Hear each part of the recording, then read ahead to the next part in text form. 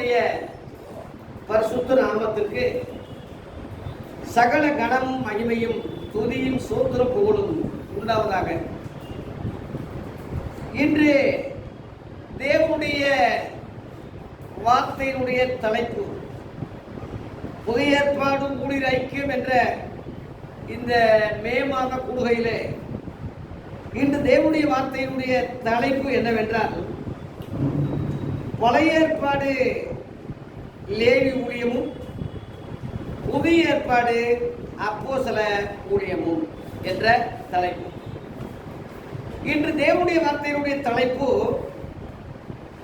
பழைய ஏற்பாடு லேவி ஊழியமும் புதிய ஏற்பாடு அப்போஸ்தல ஊழியமும் என்ற தலைப்பு.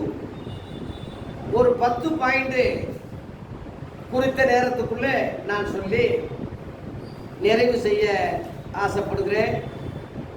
தேவ பிள்ளைகள் கவனமாக கேளுங்க. அடுத்து யூடியூப்பில் இது வரும். இந்த செய்தி யூடியூப் அதுக்கு தான் வீடியோ எடுக்கிறோம். அந்த யூடியூப்பில் நீங்கள் திரும்ப திரும்ப கேட்டு பயன்பெறுங்க. ஒரு நல்ல வார்த்தைகளை நல்ல சத்தியங்களை திரும்ப திரும்ப கேட்பது நல்லது. அது மனசில் அப்படியே பதிஞ்சிடும். அதனால் தேவையில்லாத பதிவுகள் நம்ம இருதயங்களில் வர்றதை விட தேவையானது ஒன்றே என்று இயேசு மார்த்தாளுக்கு சொன்னார் இல்லையா? ஒன்று என்று சொல்லாமல் ஒன்றே என்ற வார்த்தை சொன்னார். லூக்கா 10 அதிகாரம் தேவையானது ஒன்றேன்னு சொன்னார். அதனால சல்லடை போட்டு கடைசியில் எடுத்து கரெக்டாக வந்தால் சத்தியம்தான். கடைசியில் அந்த சத்தியத்தில் தான் நிற்கும். சத்தியத்தை கை கொண்டு வருகிற நீதி உள்ள ஜாதி உள்ளே பிரவேசிப்பதற்கு வாசலை திறவுங்கள் என்று ஏசாயா 26:2 இருக்கு. அதான் எல்லாருக்குமே, முழு உலகத்துக்கும் அதான். இயேசு இந்த உலகத்தில் பிறந்ததும் அதுக்கு தான். அப்படின்னா தான் இயேசு பிறக்க வேண்டிய அவசியமே இல்லை. அவர் வந்த நோக்கம் என்ன தெரியல ரொம்ப பேருக்கு. அற்புதம் செய்ய வந்தார், பாவிகளை ரட்சிக்க வந்தார், எல்லாம் வசனம் தான். ஆனால் அவர் வாய்மொழியில் அவர் என்ன சொன்னார்? ஐயா எதுக்குயா வந்தீங்கன்னா அவர் வாய்மொழியை கேட்டோம்னா யோவான் 18 அதிகாரத்தில் 36-37 அவர் வாய்மொழி என்ன சொல்றாருன்னா, சத்தியத்தை குறித்து சாட்சி கொடுக்க நான் பிறந்தேன், இதற்காகவே இந்த உலகத்துக்கு வந்தேன். இதுக்காகவும் அடிஷனல் இல்லாம இதற்காகவே உலகத்தில் வந்தேன். சத்தியவான் எவனும் ஏன் சத்தம் கேட்கிறார் என்று அந்த பகுதியில் 3 தடவை அந்த சத்தியம் என்ற வார்த்தை அவர் பிறப்பை பற்றியும் அவர் வந்ததை பற்றியும் மக்கள் சத்தியவான்கள் இருந்தால் தான் அதை கேட்பான் என்ற அந்த புரிதலும் அந்த அந்த விஷயத்தை சொல்லிட்டார். அதனால சத்தியவான் சத்தியவதின்னு சொன்ன மாதிரி அநேக ஊழியக்காரிகள் இருந்தாலும் சத்தியவான்கள் யார் சத்தியவதிகள் யார் என்று அவர் சொன்ன கூட்டின்படி ஒரு சிலர் தான். அந்த ஒரு சிலராக நீங்களும் நானும் இருக்கணும் என்பதுதான் கர்த்தர் விரும்புகிறார். அந்த அடிப்படையில் பழைய ஏற்பாட்டுக்கும் புதிய ஏற்பாட்டுக்குள்ள வித்தியாசம் என்ன? பழைய லேவி ஊழியத்துக்கும் புதிய ஏற்பாடு அப்போஸ்தல ஊழியத்துக்கும் உள்ள வித்தியாசம் என்ன என்ற கேள்விகளுக்கு தொடர்ந்து நான் விடை பேசிக்கிட்டு இருக்கேன். இப்பவும் பேசுகிறேன், தொடர்ந்து பேசிக்கிட்டு இருக்கேன். உங்களுக்கும் அந்த புரிதல் இருந்ததுனால தான் இன்னைக்கு உற்சாகமாக வந்திருக்கீங்க. சந்தோஷப்படுறேன். தேவ பிள்ளைகளே, இன்றைய போதகர்கள் பார்த்தீங்கன்னா, போன தடவை ஊழியர் கூட்டத்தில் ஒரு ஐயா, லேவியரே ஆசாரியரே உங்களை பரிசுத்தப்படுத்திக் கொள்ளுங்கள், நாளைக்கு கர்த்தர் பெரிய காரியங்களை செய்வார் சொல்லி அந்த வசன ஊழியக்காரர்களை வச்சு பேசுற ஊழிய கூட்டத்தில் பேசுறாங்க. இப்ப பேசுறாங்க, லேவியரே ஆசாரியரே பாட்டு வேற பாடுறாங்க. ராஜாக்களாக லேவியராகன்னு நம்ம ஒரு பெரிய மனுஷர்களே முன்னோடியா நினைக்கிற ஆளுகளே பாட்டு பாடுறாங்க, சொல்றாங்க. அந்த புரிதலோட தான் பேசுறாங்க, அப்படித்தான் இருக்காங்க. ஆனால் அது முற்றிலும் தவறானது என்பது இந்த எளிய ஊழியக்காரன் சொல்றேன். என்னைய பார்க்காதீங்க, எப்படி தவறுன்னு சொல்றீங்கன்னு சொல்ற அந்த விஷயத்தை உள்வாங்கி நீங்களும் என்னை போல பேச ஆரம்பிக்கணுமே தவிர இவன் யாரா சொல்றதுக்குன்னு என்னைய பார்க்கக்கூடாது. என்னை எளிமையவோ என் திறமையோ என் பேக்கிறவனையோ தயவு செய்து பார்க்காதீங்க. நான் சொன்ன கருத்து என்ன, அது யாரும் அதான் சொல்லணும்ல, ஆண்டவரே சொல்றாருல, யோவான் தானே சொல்றாங்க. நான் பேசாதிருந்தால் இந்த கல்லுகள் பேசும். ஆபிரகாம் தான் பெரியவன் நினைக்காதீங்க. ஏன்னா முற்பிதான் அவன் தான் எல்லாம் ஆபிரகாமின் தேவன் சொல்லி அவனை பெருசா நினைச்சாங்க. மனுஷனை கொண்டாடாதீங்கப்பா.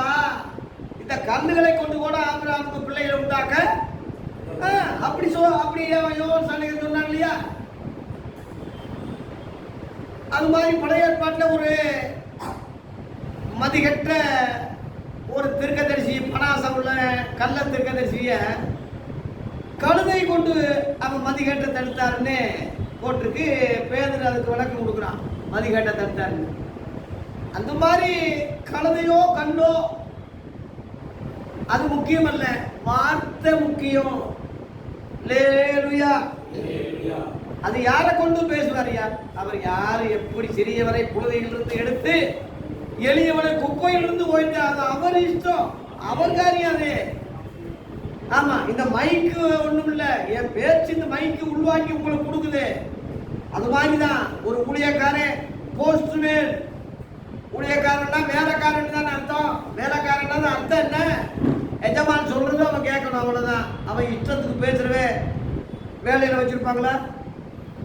சொல்லுங்க. எஜமான் சொல்ற வார்த்தையை கரெக்டா செய்யறவன், கீழ்படுகிறவன் தான் வேலைக்காரனா வச்சிருப்பாங்களே தவிர அந்த எஜமான் அவன் இஷ்டத்துக்கு பேசுறது, அப்படி இல்லை சார் இப்படின்னு சொல்றது, இல்லை சார் நான் இப்படி படிச்சிருக்கேன்னு சொல்றது, ஒரு தடவை 2 தடவை விளக்கம் சொல்லுவாங்க, தொடர்ந்து இம்சைகளையா எஜமான் இருப்பாரு. ஒரு பேனா வச்சு எழுதுறீங்க, கொஞ்சம் மாதிரியா இருக்கு, இப்படி உதறி எழுதுறீங்க, ரொம்ப இதா இருந்தா என்ன செய்வீங்க? தூக்கி எறிஞ்சிட்டு வேற எதுனா பேனாங்க. அந்த மாதிரிதான் ஊழியக்காரே ஒரு பேனா மாதிரிதான். ஒண்ணும் இல்லை, அவன் எஜமான் சொல்றது அவன் கேட்கணும். காணாமூர் கல்யாணத்துல தண்ணி எடுத்து ஜாடியை வைய, தண்ணி எடுத்து ஊத்து, தண்ணியை குடுன்னு சொல்லும் போது எவனும் கேள்வி கேட்கல. ஏன்னா வேலைக்காரன் வேலைக்காரங்களை நோக்கி அப்படித்தான் போடுது. வேலைக்காரன் பேச்சு ஏன் என்னன்னு கேட்கறது அல்ல. அறிவாளிகள் மேதைகளா இருந்தா கேட்பாங்க, ஏயா திராட்சரசம் இல்லைன்னு குழப்பிட்டு இருக்காங்க, நீங்க என்ன தண்ணி எடுத்து கொடுக்க சொல்றீங்கன்னு அறிவாளி கேட்பான், படிச்சவன் கேட்பான். எவனும் வேலைக்காரனுக்கு அப்படி கிடையாது. என்ன சொன்னா எஜமான் சொல்றது கேட்கணும். அப்படி செய்ய போய் ஆனந்த ரகசியம், அற்புதத்தின் வெளிப்பாடு, முத ஒரு அற்புதத்தை அங்க வெளிப்படுத்தினார். தேவ பிள்ளைகளே, அப்படித்தான் நாம வேலைக்காரர்களா தான் இருக்கணுமே தவிர, அதனால நான் அதான் தேவ ஊழியர்னு அந்த ஊழியர்னு போடுறதெல்லாம் சந்தோஷப்படுறேன். ரெவரண்ட், டாக்டரு, பிஷப்பு எல்லாம் எனக்கு தெரியும், படிச்சவன் தான். வேண்டாம், அது குப்பை. அவருடைய ஊழியர், அதாவது வேலைக்காரன், அவர் சொல்றது கேட்குறதா? அதான் போஸ்ட்மேன் அடிக்கடி உதாரணம் சொல்லுவேன். போஸ்ட்மேன் என்ன வேலை? எங்க தபாலே கொடுக்க சொல்லி வருதோ அவன் அங்க போய் கொடுத்துட்டு பேசாம போடுறதுதான் தவிர, அது பில்லிங் மிஸ்டேக் இருக்கு சார், அதை நான் திருத்தணும், அது என்ன இப்படி இருக்குன்னு சொல்லி இவன் அதிக பிரசங்கியா அவன் அங்க இருந்தான்னா அவன் வேலைக்கே லாய்க்கு இல்லை. தெரிஞ்சார அது மாதிரி ஊழியக்காரன் அப்படி இருந்தா தான் இத்தனை ஸ்தாபனங்களை அவன் கெட்டிக்காரன் மாதிரி பேசிக்கிட்டு இருக்கானே. அதனால இன்றைக்குள்ள தலைவர்களும் சரி, ஸ்தாபனங்களும் சரி, சபைகளும் சரி, போதனைகளும் சரி, கொள்கைகளும் சரி, எல்லாமே இயேசு கிறிஸ்துவுடைய போதனைகளுக்கு விரோதமாக, ஆதி அப்போஸ்தல ஊழியர்களுக்கு விரோதமாக, மாறாக, முரணாக இருப்பதனாலதான் புதிய ஏற்பாடு ஊழியர் ஐக்கியம் என்ற தலைப்பினை இதை தமிழகத்திலே ஆரம்பிச்சு எல்லா இடங்களையும் சொல்லிக்கிட்டு இருக்கோம். மதுரையை நம்ம சொந்த பூமியை, சொந்த மண்ணை மையமா வச்சு இங்கே செயல்பட்டு இருக்கிறோம். கர்த்தர் கிருபையினாலே மாதந்தோறும் நடத்தக்கூடிய பாக்கியத்தையும் நம்ம பெற்றுக்கிறோம். அந்த அடிப்படையில் இந்த தலைப்புல உள்ள காரியங்களை நீங்க உள்வாங்கிறதோடு போகாது, சொல்லணும். ஆமா, நீங்க சொல்லணும். நான் சொல்றது இல்ல. நாளைக்கு நான் ஆண்டவர் என்னை எடுத்துக்கிட்டாருன்னா இது அப்படியே மறைஞ்சி போயிடக்கூடாது. மதுரையில நீங்க எழுப்பணும். நீங்க அங்கங்க சொல்லணும். உங்க வீட்டுல சொல்லுங்க, சபைக்கு சொல்லுங்க, உங்க மக்களுக்கு சொல்லுங்க. எது சத்தியத்தை சொல்லுங்க ஐயா. நான் சொல்றது சொல்லுங்க இல்ல, நான் என் கற்பனையில சில நேரத்தில் சொல்லுவேன், அதை சொல்லுங்கன்னு சொல்லல. சத்தியம் உள்வாங்கியிருந்தா அதை நீங்க கரெக்ட் பண்ணா, கரெக்டுன்னு தெரிஞ்சுட்டா அதை சொல்லுங்க. அந்த அடிப்படையில கிறிஸ்தவ ஊழியம் லேவி ஊழியம் அல்ல என்றுதான் முதல் பாயிண்ட். 10 பாயிண்ட் இன்னைக்கு இந்த தலைப்புல சொல்ல போறேன். அதுல முதல் தலைப்பு லேவி முறை ஊழியம் மாற்றப்பட்டது என்ற தலைப்பு. முதல் தலைப்பு லேவி முறை ஊழியம் மாற்றப்பட்டது. இதுக்கு என்ன ஆதாரம் அப்படின்னு கேட்டா, எபிரேயர் 7ஆம் அதிகாரத்திலே 11ஆம் வசனத்திலிருந்து ஆதி அப்போஸ்தலர்கள் சொன்னதான் நான் சொல்றேனே தவிர எனக்கென்று ஒரு கொள்கையோ கருத்தோ எனக்கென்று ஒரு இதே இல்லை. நீங்களும் அப்படிதான் இருக்கணும். அதனாலதான் தலைவர் யாருன்னு போட்டிருக்கோம். இங்க இந்த போர்டை பாருங்க, தலைவர் யாருன்னு போட்டிருக்கோம். இயேசு தலைமையிடம். அவ்வளவுதான். நாம சகோதரர்கள். முடிச்சா நம்ம அம்மா ஒரு சாபத்தில் இருக்கோம், சபை இருக்கும். அதுல பாவமோ குற்றமோ நான் சொல்லல, இருக்கலாம். அதுக்கு அடிமையா போயிடக்கூடாது. அதான் நான் சொல்ல வரேன். தாமரையில் தண்ணியில் இருந்தாலும் தண்ணி ஒட்டாது, தண்ணி ஒட்டாது. தண்ணியை எடுத்து மேலே போனாலும் உருண்டையா தான் அங்கே தண்ணி நிற்குமே தவிர அது ஒட்டாது. ஏன்? ஈரம் அதுல வந்து எண்ணெய் பதம் இருக்கு. அந்த இடையில என்ன இருக்கு? எண்ணெய் பதம் இருக்கிறதுனால அந்த தண்ணி ஒட்டாது. அது போல நீங்க எண்ணெய் பரிசுத்த ஆவிக்கு ஒப்பனையா இருக்கு. நீங்க அபிஷேகம் பெற்ற பரிசுத்தவான்களா இருந்தா ஸ்தாபனத்தில் இருந்தாலும் அதுக்கு அடிமையா போக மாட்டீங்க. உங்களுக்கு தலைவரா உங்க பாஸ்டரோ பிஷப்போ உங்க போப்போ இருக்க உங்களுக்கு இருக்க நீங்க ஒத்துக்கிற மாட்டீங்க. ஆனா அங்க இருக்கலாம், பயணிக்கலாம், தப்பு இல்லை. எங்க போய் சொல்லுங்க, யாருக்கிட்ட போய் சேர, யாருக்கிட்ட சேர? யார் இருக்காங்க நமக்கு இந்த உலகத்துல? யாரும் இல்லை. ஏதோ நான் உயிரோடு இருக்கிற வரைக்கும் நம்ம பயணிக்கலாம், பேசலாமே தவிர நான் போயிட்டு அந்த இடத்துக்கு நீங்க நிற்கணும். வேற ஏதாவது நல்ல கருத்துக்கள் இதே கருத்தை சொல்லக்கூடியவங்க அங்கே உருவாக்கணும். எந்த மனுஷனையும் பூமியில நிரந்தரமா யாரையும் ஸ்டாண்டர்டியா வைக்கக்கூடாது, வைக்க முடியாது. வைக்கிறது எந்த வகையிலும் நியாயம் இல்லை. தலைவர் தலைவர்னு ஒரு சாபனத்தில் சொன்னா இறந்துட்டு வர, இறந்து போன தலைவர் இன்னொரு தலைவர் அவரு இறந்துருவாரு. இப்படியே தான் இருக்கு. பழைய ஏற்பாட்டில் ஆசாரிகள் அப்படித்தான் இருந்தாங்க. மரித்து போன ஆசாரிகள், ஒவ்வொரு ஆசாரிகளும் வேதவாரங்களும் மறிச்சிருவான். அவன் வம்சத்துக்கு, அவன் ஜாதிக்கு, அவன் குடும்ப கட்சி மாதிரி, மன்னராட்சி மாதிரி அவன் மகன்தான் வரணும்.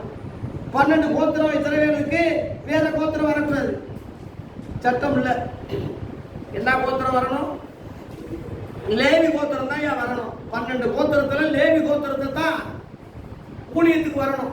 மோசே வந்து ஒரு லேவிய.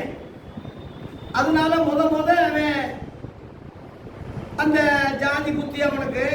அதனால லேவியர்களே கத்தர்காய் நிற்கிறவங்களாம் என்கிட்ட வாங்கலான்னு சொன்ன உடனே அவன் ஜாதி போவாங்கல்ல பொதுவா, அந்த ஜாதி எல்லாம் அவங்ககிட்ட போயிடுச்சு. உடனே இந்த மாதிரி ஆடல் பாடல் குத்து நடனம் கும்பாங்குத்து ஆடினவன் வந்து வந்து கண்ணுக்குட்டியை வச்சு கும்பிட்டுறவன் விளையா போடுறவங்களாம் வெட்டுறான்னு சொல்றான். என்ன ஏது விசாரணையே இல்லை. நம்ம ஜாதிக்கார தலைவன் சொல்றான், சர மாதிரி வெட்டி கொண்டாயா. உங்களுக்கு எல்லாம் தெரியல, 3000 பேரை வெட்டி கொண்டான். யாத்திரா 32-28 இருக்கு. 3000 பேரை வெட்டி கொண்டா.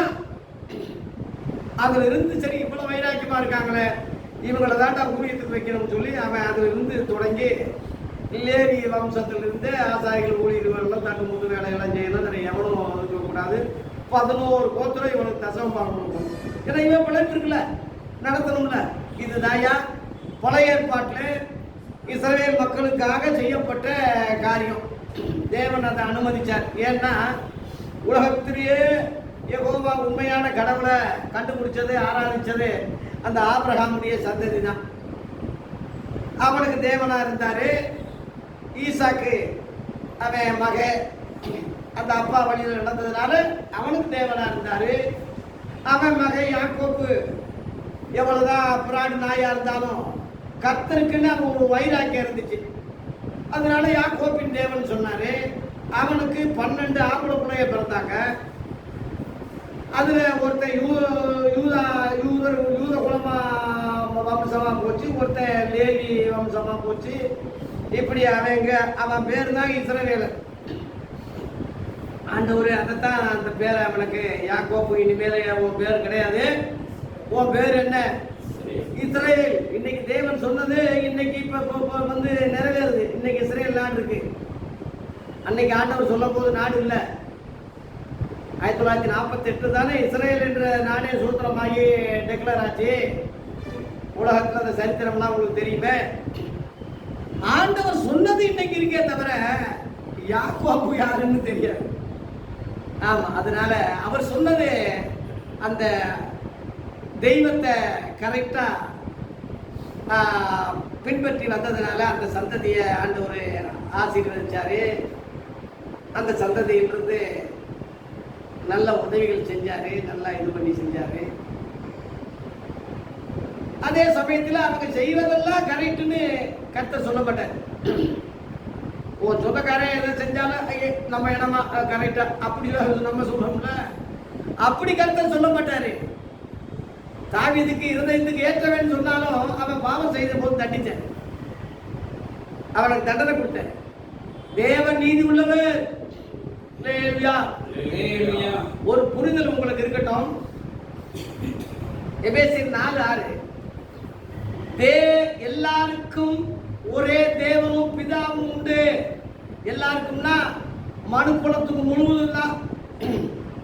அவன் அமெரிக்காக்காரனா, அவன் லண்டன்காரனா, அவன் மசூதியா இருக்கானா, அவன் இந்து நாடா, இந்து தேசமா, மலேசியாவா, எந்த நாடா இருந்து போட்டோம்யா.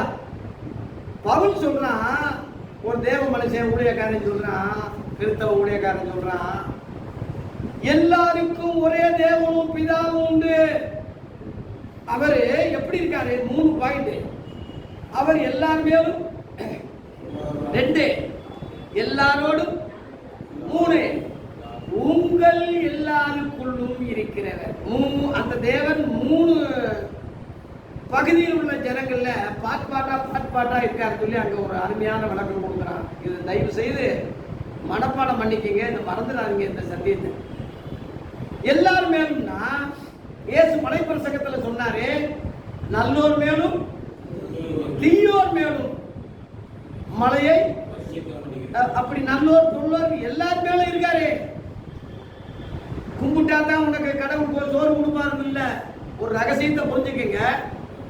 மனுக்குலத்தை உண்டாக்குறதுக்கு முன்னாடி மனுக்குலத்துக்குரிய எல்லாத்தையும் படைச்சிட்டு கடைசியில தான் மனுஷனை படைச்சாரு. மனுஷனுக்கு என்னென்ன தேவையோ எல்லாத்தையும் படைச்சிட்டு அப்புறம் மனுஷனை படைச்சாரு. ஒரு வீடு பால் காட்சி போகும்போது அந்த வீட்டுக்குரிய ஒரு நம்ம தேவைகளுக்குரிய எல்லாத்தையும் பண்ணிட்டு தான் கடைசியில நம்ம லாஸ்டா தான் பால் காட்சி உள்ள போறோம்ல. அது மாதிரி எல்லாத்தையும் அவன் சாமி கும்பிடானோ இல்லையோ, ஆதான் பாவம் செய்த போது துரத்தி அந்த தோட்டத்தை விட்டு துரத்தும் போது அவன் சந்ததி முழுவதும் சாபம் விட்டு இருந்தாலும் கஞ்சி இல்லாமல் விட்டாரா, சாப்பாடு இல்லாமல் விட்டாரா, தண்ணி இல்லாமல் போச்சா, இல்லை பொருளாதாரத்தில் இல்லாமல் கஷ்டப்பட்டாங்களா? நல்லா யோசனை பண்ணி பார்க்கணும். நீங்க ஜனங்கள் பெருகும் போது அக்கிரமும் பெருகிச்சு. அதுக்காக எல்லாத்தையும் தண்ணி இல்லாமல் ஆக்கினாங்க, சாப்பாடு இல்லாமல் ஆக்கினாரா? அவர் கோவப்பட்டு எல்லாத்தையும் அழிக்கிறேன்னு நோவா காலத்துல சொன்னாலும் ஒருத்தன் நீதிமானா இருக்கான், தேவனோட சஞ்சரிச்சுக்கிட்டு இருக்கான். ஏப்பா உன்னை வச்சு திரும்ப நான் ஜெனரேஷனை உருவாக்குறேன் அழிப்பான்னு சொல்லி அழிச்சிட்டேன். அது உங்களுக்கு தெரியும் இல்லையா? நோவா காலம். அந்த நோவா காலத்துல இந்த நோவா குடும்பம் 8 பேர் காக்கப்பட்டு அவனால திரும்ப ஜெனரேஷன் ஏற்படுத்தப்பட்டது. அப்படி ஏற்படுத்தப்படும் போது ஒரு காரியத்தை சொன்னார். ஆதியாகமம் 8:22 என்ன சொன்னார்னா, இனிமேல நான் வந்து தண்ணியை வர வச்சு மனசனை அழிக்கிறது இல்லை, எனக்கு அந்த மனஸ்தாபமா இருக்கு, சங்கடப்படுறாரு. இனிமேல அவன் பரிசுத்தம் ஆவான்னு அந்த அர்த்தம் இல்லை. அவன் கெட்டவன் தான், சரியில்லாதவன் தான், ஆயுச குறைன்னு சொல்லி அவன் இருக்க போகிறது இனிமேல 120 வருஷம்னு ஆயுச குறைச்சிட்டாரு. அதுக்கு முந்தி 1000 நெருக்கி இருந்தான். மெத்துசெலாம் 996 வருஷம் இருந்தான். ஆதாம் 930 வருஷம் இருந்தான். எவ்வளவோ 1000 நெருக்கி இருந்திருக்காயா. அப்போ உலகம் தாங்காது. அதனால 120 அவன் கெட்டவனா, அயோக்கியனாயா, அவன் கடவுளை கும்பிடுறானா இல்லையா, எப்படியோ அவன் வாயெல்லாம் பண்ணான். பைசா குறை, எல்லாத்துக்கும் பைசா குறைச்சிட்டாரு. ஆனாலும் எல்லாருக்கும் சாப்பாடு உண்டு. இப்போ அதுக்கு தான் ஒரு உதாரணம் சொன்னேன். இப்போ மதுரை மத்திய சிறையில உள்ள கைதிகள், அந்த பெரிய காம்பவுண்டு சவருக்கு உள்ள கைதிகள், குற்றவாளிகள், குலகாரன், கொள்ளக்காரன், அக்கிரமக்காரன், என்னென்னமோ குற்றப்படுத்துறோம். நம்ம சோருக்கு இங்கிட்டு உள்ளவன் நல்லவன் நம்ம சொல்லிக்கிறோம். நமக்கு இல்லாத ஒரு சாப்பாடு, நமக்கு இல்லாத ஒரு வசதி, பாதுகாப்பு அவங்களுக்கு இருக்கு. 3 வேளை சாப்பாடு, சுட சுட சுட சுட சாம்பார், கோழிக்கறி, காலையில் டீ, எல்லா பணிவிடாதிகள். அவன் தூங்கும் போது கூட துப்பாக்கியோடு அவனுக்கு பாதுகாப்பு. யாருக்கு அது கிடைக்கும்? வெளியில் உள்ளவனுக்கு அப்படி இருக்கா? அப்ப அப்படிப்பட்டவனுக்கு ஏன் செய்றீங்கன்னு எவனும் கேட்க முடியலையே, கேட்கக்கூடாது. அந்த மாதிரி உதாரணம் சொல்றேன். அந்த மாதிரி அவன் எவ்வளவு பெரிய கெட்டவனா இருந்தாலும், அயோக்கியனா இருந்தாலும், எவ்வளவு பெரிய மோசமா இருந்தாலும், சரீரத்துக்குரிய காரியங்களை தேவன் எல்லாருக்கும் செய்கிறார். எல்லாருக்கும் சாப்பாடு கொடுக்குறார். எல்லாருக்கும் தோன்றுனா தண்ணி வருது. எல்லாரும் உழைச்சா சம்பாதிக்கிறான், கார் வாங்குறான், வீடு கட்டுறான். சபதி அரேபியாவிலெல்லாம் பார்த்தீங்கன்னா தங்கத்தாலே லெட்டின் பாத்ரூம் வச்சிருக்காங்க. ஐயா, தங்கத்தில் பார்த்துருக்குறோமா? ஒரு ஒரு பவுனே இன்னைக்கு 1.5 லட்சம் ஆக போகுது. அவன் தங்கத்திலேயே என்ன செஞ்சிருக்கான்? பாத்ரூம் வச்சிருக்கான், லெட்டின் வச்சிருக்கான். ஐயா, அப்ப எப்படி தங்கத்திலேயே ஏரோப்ளைன் வச்சிருக்கான்? இப்படி சொல்லிக்கிட்டே போனான். கோடிக்கணக்கில் ஒரு நாள் சம்பாதிக்கிறான். ஒரு நாள் சம்பளம் கோடிக்கணக்கில் சொல்றான். அம்பானி, முகேஷ் அம்பானின்னு சொல்றான். ஒரு நாள் சம்பளம் கோடிக்கணக்கில். அப்ப கர்த்தர் ஆசீர்வதிச்சிட்டாரே, அவன் ஆசீர்வதிக்க அப்படி அர்த்தம். அப்படி நினைக்காதீங்க. யாரா இருந்தாலும் அவன் புத்திக்கு, அவன் திறமைக்கு, அவன் இதுக்கு அதெல்லாம் லூசில் விட்டுவாரு. யாரையும் தயவு செய்து இந்த புரிதல் இருக்கணும். உணவு தந்தீர், சாப்பாடு தந்தீர்னா இதான எல்லாருக்கும் தர்றாருயா, நமக்கு மட்டும் தர்றது இல்லை. இவைகள்லாம் அஞ்ஞானிகள் நாடி தேடுகிறார்கள். மலை பிரசங்கத்தில் சொன்னாரு, எண்ணத்தை உண்போம், எண்ணத்தை குடிப்போம், எண்ணத்தை உடுப்போம். இதுதானே அன்றாட தேவை. அதுதானே ஜபத்துக்கு வர்றேன், அதுக்கு தானே கடவுளை கும்பிடுறேன். இன்னைக்கு சாட்சி சொல்றவன் எல்லாம் பாருங்க, பிரசங்கம் பண்றவங்க முழுவதும் பாருங்க, ரசிக்கப்பட்டேன்னு சொல்றவன் எல்லாம் பாருங்க, நல்லா சாட்சியை கேளுங்க. என்னை இந்த வியாதியில் இருந்தேன், காப்பாத்தினாரு. நான் ரொம்ப வறுமையில் இருந்தேன், ஆசீர்வதிச்சேன், வீடு கட்டிட்டேன். நான் கடன்காரனா இருந்தேன், கடனை அடைச்சிட்டாரு. கழுத்து வழியா இருந்தேன், நீங்கிருச்சு. எவனாவது என் ஆத்துமாவை ரச்சிச்சு நான் பரலோகத்துக்கு இன்னைக்கும் போகக்கூடிய அளவுல என்னை வச்சுட்டாருன்னு எவனாலும் சொல்லுங்க பார்ப்போம். ஒரு குஞ்சிய வேதனையா இருக்கு இல்லையா? அவன் சொல்ற மாதிரி இந்துக்களுக்கு கர்த்தர் செஞ்சுக்கிட்டு தான் இருக்காரு, முஸ்லீம்களுக்கு செஞ்சுக்கிட்டு தான் இருக்காரு. ஏன்? ஒரே ரத்தம், எல்லாம் ஆதாமுடைய வம்சம், ஜீன். அதனால அவன் பகையாளி, அவன் குற்றவாளி, இவன் அப்படிலாம் இல்லை. அந்த கடைசி ஃபைனல் ஜட்ஜ்மெண்ட்ல தான் அந்த தீர்ப்பு ஃபைனல் பண்ணுவார். தவிர அது வரைக்கும் அவனுக்கு சரீரத்திற்குரிய காரியங்கள் எல்லாம் அலோவ் பண்ணுவார், செய்வார். தயவு செய்து இந்த புரிதல் நமக்கு இருக்கணும். அதனால வகுத்து வலி நீங்கிருச்சுன்னா, தலைவலி நீங்கிருச்சுன்னா டாக்டர் இருக்கு, மண்டையடி மாத்திரை, அனாசின் மாத்திரை போட்டால் சரியா போயிடுது. எவ்வளவோ மருந்து இருக்கு, எவ்வளவோ வியாதி உள்ளவங்களுக்கு வைத்தியம் வேண்டு ஏன் சொன்ன மாதிரி எத்தனையோ டாக்டர்கள் இப்போ நவீனமாக எவ்வளவோ வந்துருச்சு. இதனால கர்த்தர் செஞ்சுட்டாருன்னு சொல்லி அவரை குறுகின வட்டத்துல வைக்காதீங்க. அவரை சின்ன வட்டம் போட்டு இதுதான் அவர் செய்ய முடியும்னு அவரை அதை வச்சு புகழ்ந்த செய்யாதீங்க. யாரும் செய்யக்கூடாத ஒரு விஷயத்தை தான் தேவன் செய்தார். அதை அறிஞ்சு அதைத்தான் மேன்மை பாராட்டணும். இப்ப கல்ல புரட்டி போடுங்கன்னு சொன்னாரு லாசர் கல்லறையில. அது இயேசு புரட்டணும்னு தேவையில்லை. அது காவலுக்கு புரட்டுவாங்க. கட்டை அவுத்து விடுங்க, அதுக்கு இயேசு தேவையில்லை. அவுத்து விடுறதுக்கு ஆட்கள் இருக்காங்க. லாசர் வெளியே வாங்கன்னு சொல்றதுக்கு ஆள் இருக்கா? அது இயேசுதாயா சொல்ல முடியும். அது மாதிரிதான் யாரும் செய்யக்கூடாத அதிசயத்தை செய்யறவர் தான் தேவன். அதை அறிஞ்சு மேன்மை பாராட்டுறவன் தான் ஒரிஜினல் விசுவாசி. அவன் தான் உண்மையானவன். அதனால சரீர பிரகாரமான காரியங்கள் எல்லாம் விடுங்க. எல்லாத்துக்கும் மேல இருக்க ஒண்ணு. ரெண்டாவது பாயிண்ட், எல்லாரோடும் அப்படின்னா குறிப்பாக யூதர்களை சொல்லலாம். யூதர்களோட ஏன்னா அவன் நெருக்கமா கனவுல நெருங்கி வந்து கரெக்டா இவர் தான் யெகோவா, இவர் தான் உண்மை என்று கண்டுபிடிச்சதுனால அவங்களோட இருக்க. அவங்களுக்குள்ள இல்லை, அவங்களோட இருக்க. நல்லா புரிஞ்சுக்கிங்க. சாப்பாடு உங்க வீட்டில் இருக்கிறது முக்கியம் இல்லை, உங்க வகுத்துக்குள்ள இருக்கா என்பதுதான் முக்கியம். அவங்களோட இருக்க, ஆனா அவங்களுக்குள்ள இல்லை. மூணாவது பாயிண்ட், எபேசியர் 4:6 உள்ள விளக்கத்தை தான் சொல்லிட்டு இருக்கேன். மூணாவது பாயிண்ட், உங்கள் எல்லாருக்குள்ளும் இருக்கிறவர். அல்லேலூயா. அந்த உங்கள் சொல்றது எபேசி சபை 1ஆம் அதிகாரத்தை எபேசி நிறுவத்தை நீங்க யாருன்னு கேட்டீங்கன்னா கிறிஸ்துவுடைய சபை, கிறிஸ்தவர்கள். அவங்களுக்கு உள்ள அந்த தேவன் இருக்கிறார். நல்லா புரிஞ்சுக்குங்க. எல்லார் மேல இருப்பாரு, எல்லாரோட நெருக்கி வந்துட்டா இருப்பாரு, எல்லாருக்குள்ள இருக்க மாட்டாரு. உங்கள் சொல்றது மூணாவது பிரிவு யாரு? உண்மையான கிறிஸ்தவர். உண்மையான கிறிஸ்தவர்களுக்குள்ளே அவர் வந்துடுறாரு. இதோ வாசப்படியிலிருந்து கதவை தட்டிக்கிட்டு இருக்காரு. எல்லாருக்கும் கதவை திறந்து உள்ள எவன் அலோவ் பண்றானோ அங்க உள்ள போறாரு. அங்க அவனோட போஜனம் பண்றாரு, அவனும் இவரோட போஜனம் பண்றான். அதுதான் உள்ள இருக்கிறதுன்னு அனுபவம். நோவா பேழையில வெளியில உள்ளவன் முழுவதும் செத்தான், உள்ள இருந்தவன் காக்கப்பட்டான். அந்த பேழை தான் கிறிஸ்துவுக்குள்ள உள்ள புதுவாழ்வு. அதான் 2 கொரிந்தியர்ல நீங்க இதை படிச்சிருப்பீங்களே 5:17. ஒருவன் கிறிஸ்துவ உள்ள இருந்தா அவன் எப்படி இருக்கான்? சிருஷ்டின்னா அர்த்தம் என்ன? படைப்பு. ஆதாம படைச்சதல்ல, 2வது படைப்பு படைக்கிறாரு. புது சிருஷ்டி, புதுசுன்னு சொல்றாரு, புது பிறவின்னு சொல்றாரு. அதனாலதான் மறுபடியும் பிறக்கணும்னு சொல்றாரு. இயேசுவின் போதனைகள் முற்றிலும் முற்றிலும் அதிசயம், அற்புதம், புரட்சி, எல்லா விழிப்புணர்வு உண்டாக்கக்கூடியதுதான்.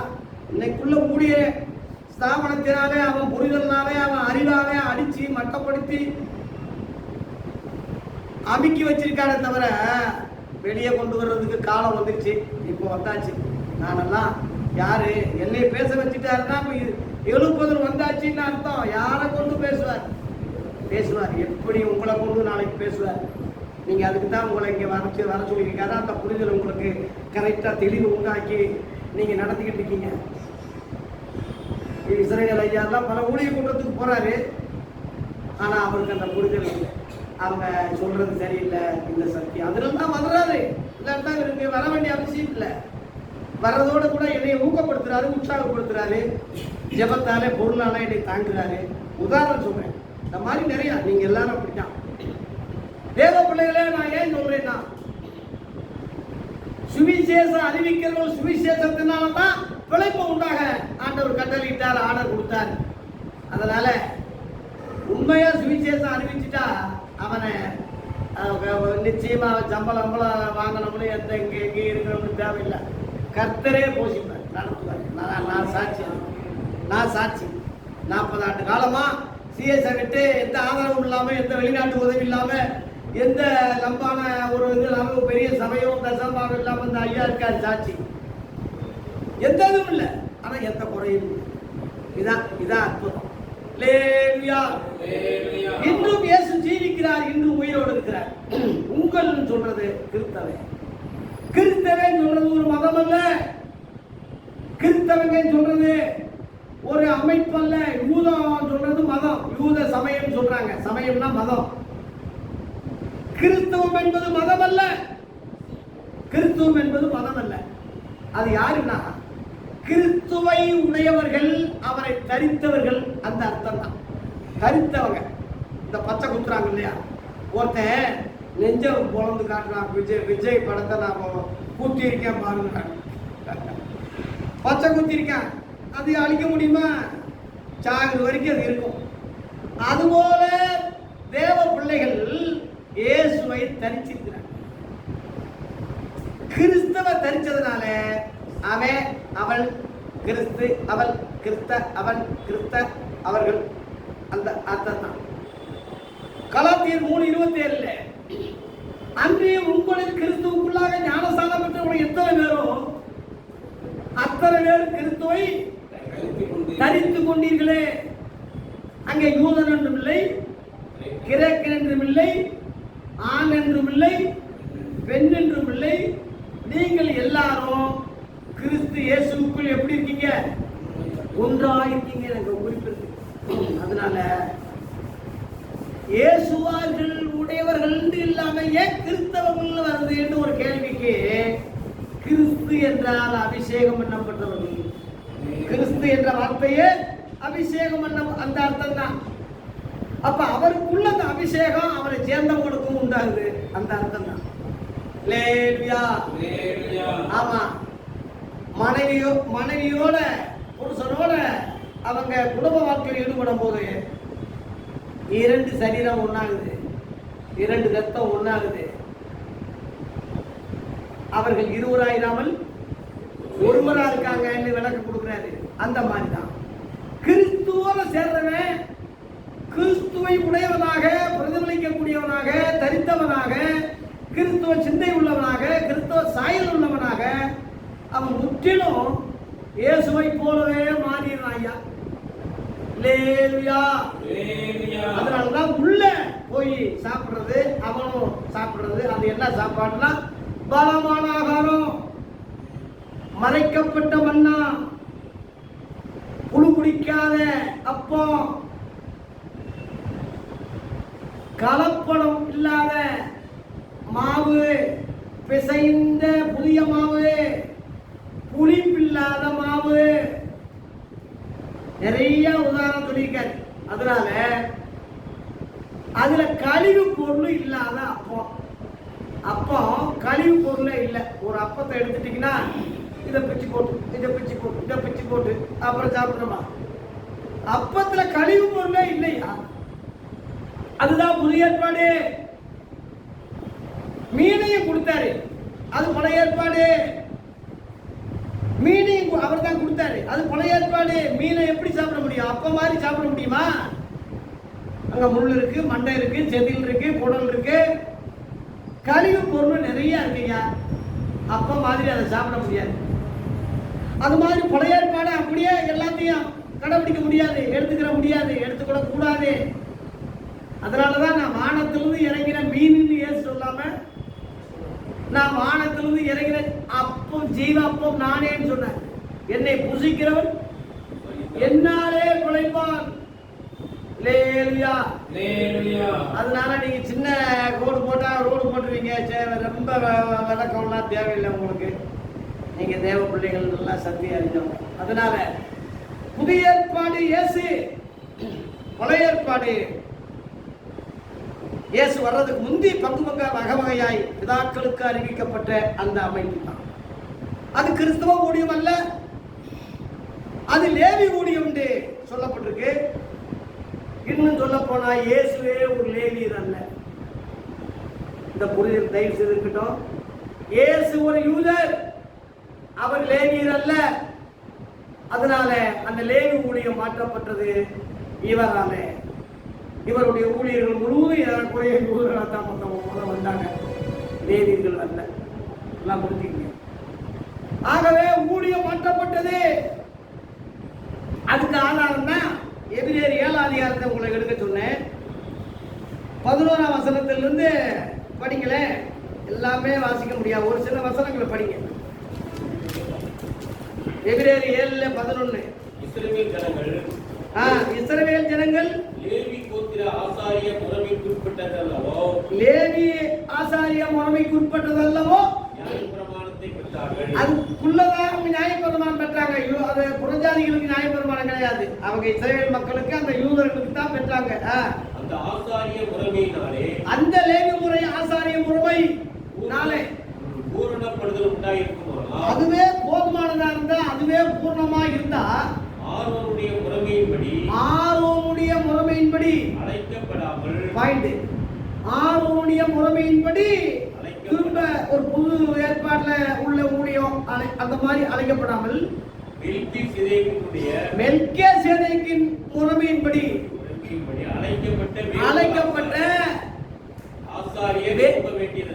வேறொரு இருக்கா? வேறொரு வார்த்தை இருக்கா? வேறொரு ஆசாரி எழும்ப வேண்டியது வேறொரு இருக்கு. அதனால முன்னாடி உள்ளது சரியானா வேறொரு இது தேவையில்லை. அதனால அது அவசியம் இல்லாதனால இயேசு வரைக்கும் அமுல்ல இருங்க. இப்ப விஜய் பதவி ஏற்றுற வரைக்கும் நீங்க முதல்வரா இருங்கன்னு சொன்ன மாதிரி ஸ்டாலின் கவர்னர் சொன்னாரா, அவன் பதவி ஏற்றுற வரைக்கும் நீங்க எப்படி இருங்க, முதல்வரா இருங்க. பதவி ஏத்திட்டா இன்னைக்கு நடந்துட்டு இருக்கு விழா, ஏத்திட்டான்னா அடுத்து ஸ்டாலினை முதல்வர் சொல்ல முடியுமா? சொல்ல முடியுமா? ஐயா, யாரு முதல்வர்? புதிய முதல்வர் ஜோசப் விஜய், புதிய முதல்வர். இவன் ஆட்சியிலையும் தமிழக முதல்வர் ஸ்டாலின் தான் சொல்லிக்கிட்டு இருக்க முடியுமா? அப்படி சொன்னான்னா அவன் அறமண்டல் தானே. சொல்லுங்க. இப்பவும் எம்ஜிஆர் சாகரான்னு சிலர் சொல்றாங்க, எம்ஜிஆர் ஓட்டு போட்டேன், எம்ஜிஆர் இன்னைக்கு எம்ஜிஆர் இருக்கிற மாதிரி சொல்றாங்க கிளம்பிங்க.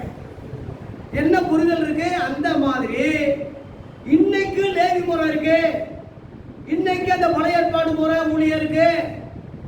இன்னைக்கு நான் எக்கான ஊதுவேன், சுத்தி வருவேன், எரிய போட்ட தகர்ப்பேன், இப்பவும் வீட்டு எடுப்பேன், முடிப்பேன் இன்னைக்கு சொல்லிக்கிட்டு இருக்கானா, அறம் மெண்டல் சொல்றதை விட இவன் சைக்கோ மாதிரி இவன் மனநிலைமை பாதிச்ச ஒரு நிலைமையில தான் இவன் இருக்க பாவப்படணுமே தவிர, இவன் உனக்கு தலைவர்னா நீ யாரு? குருடனுக்கு குருடர் வழிகாட்டா இருவரும் குழியில விடுவார்கள். அவனே குட்நாயா இருக்கா. அவன் உனக்கு தலைவர்னா, அவன் உனக்கு வழிகாட்டினா, இயேசு உனக்கு தலைவர் இல்லை, இயேசு வழிகாட்டி இல்லை. இவன் தான் எனக்கு தலைவர், இவன் தான் எனக்கு பெசப்பு, இவன் தான் எனக்கு தலைவர்னா நீ இயேசுவுக்கு சீசன் அல்ல. நீ இயேசுவுக்கு சீசனுக்கு தான் கிறிஸ்தவன் பேரு. நீ கிறிஸ்தவனும் அல்ல, நீ இயேசுவுக்கு சீசனும் இல்லை. உன்னை எப்படி சொல்றதுன்னே தெரியல. நீ அந்த மாதிரி உள்ளவன், கிறிஸ்தவன் போய் சொல்லிக்கிட்டு உன்னையே ஏமாத்திக்கிட்டு இப்படியே சுத்திக்கிட்டு இருக்கீங்கப்பா. இயேசு கிறிஸ்து ஒரு லேவியர் அல்ல. அந்த 14 வசனம் படிங்க, அதுலயே 14 கீழே இல்லப்பா என்ன 14 நம்முடைய கர்த்தர் யூதா கோத்திரத்தில் தோன்றினார் என்பது வெளியரங்கமா இருக்கு. அவர் யூத குலத்துல பிறந்தார், வெளிப்படையா இருக்கு. அந்த யூத கோத்திரத்தை பற்றி, மோசே ஆசாரிய ஊழியத்தை பற்றி ஒன்றும் சொல்லவில்லையே. ஏன் பெரிய அறிஞர் சொல்லிட்டானே, இதை விட உனக்கு என்னடா விளக்கம்? மோசேவுக்கு அது தெரியல, சொல்லல. தெரிஞ்சாதானே சொல்லுவான் பாவம். அவன் என்ன சொல்லிட்டான்? மறைவானவைகள் தேவனுக்கே உரியது, வெளியாக்கப்பட்டது நியாயப்பிரமாணம் தாண்டா நமக்குன்னு சொல்லி உபாகமம் 29:29 சொல்லிட்டான். தெரியல அவனுக்கு. அப்ப எப்படியா அந்த மறைவை எவையா சொல்லுவான்னு கேட்கிற கேள்விக்கு அவன் சொன்னா, என்னைய போல ஒரு தீர்க்கதரிசிய தேவன் உங்களுக்குள்ள எழுந்து போல சகோதரனுக்குள்ள எழுந்து பண்ணுவாரு, அவருக்கு செவி கொடுங்கள். அவர் வாயில இருந்து தேவன் சார் அதான் ஃபைனல் லாஸ்ட்னு சொல்லி ஒரு தீர்க்க தரிசனம் சொல்லிட்டு செத்தான். உபாகம் 18 அதிகாரத்துல 15 20 வரைக்கும் இருக்கு அவன் சொன்னது. அது காலகாலமா எதிர்பார்த்துக்கிட்டு இருந்தாங்க, யாருன்னு தெரியல. குறித்த காலம் வந்த போது ஆண்டவராகிய இயேசு கிறிஸ்து யூதா கோத்திரத்திலே தோன்றினார். அவர்தான் மோசே சொன்ன தீர்க்கதரிசி, அவர்தான் முன்னறிவிக்கப்பட்டவர்.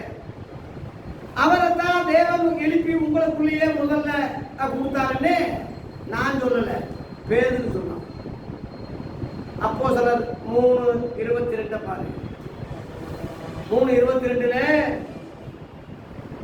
அவன் அப்போஸ்தலர் ஊழிய முத தொடங்கும் போது பேதுரு முதன்மையா இருப்பதனால அவன் அந்த விளக்கத்தை சொல்றான். படிங்க.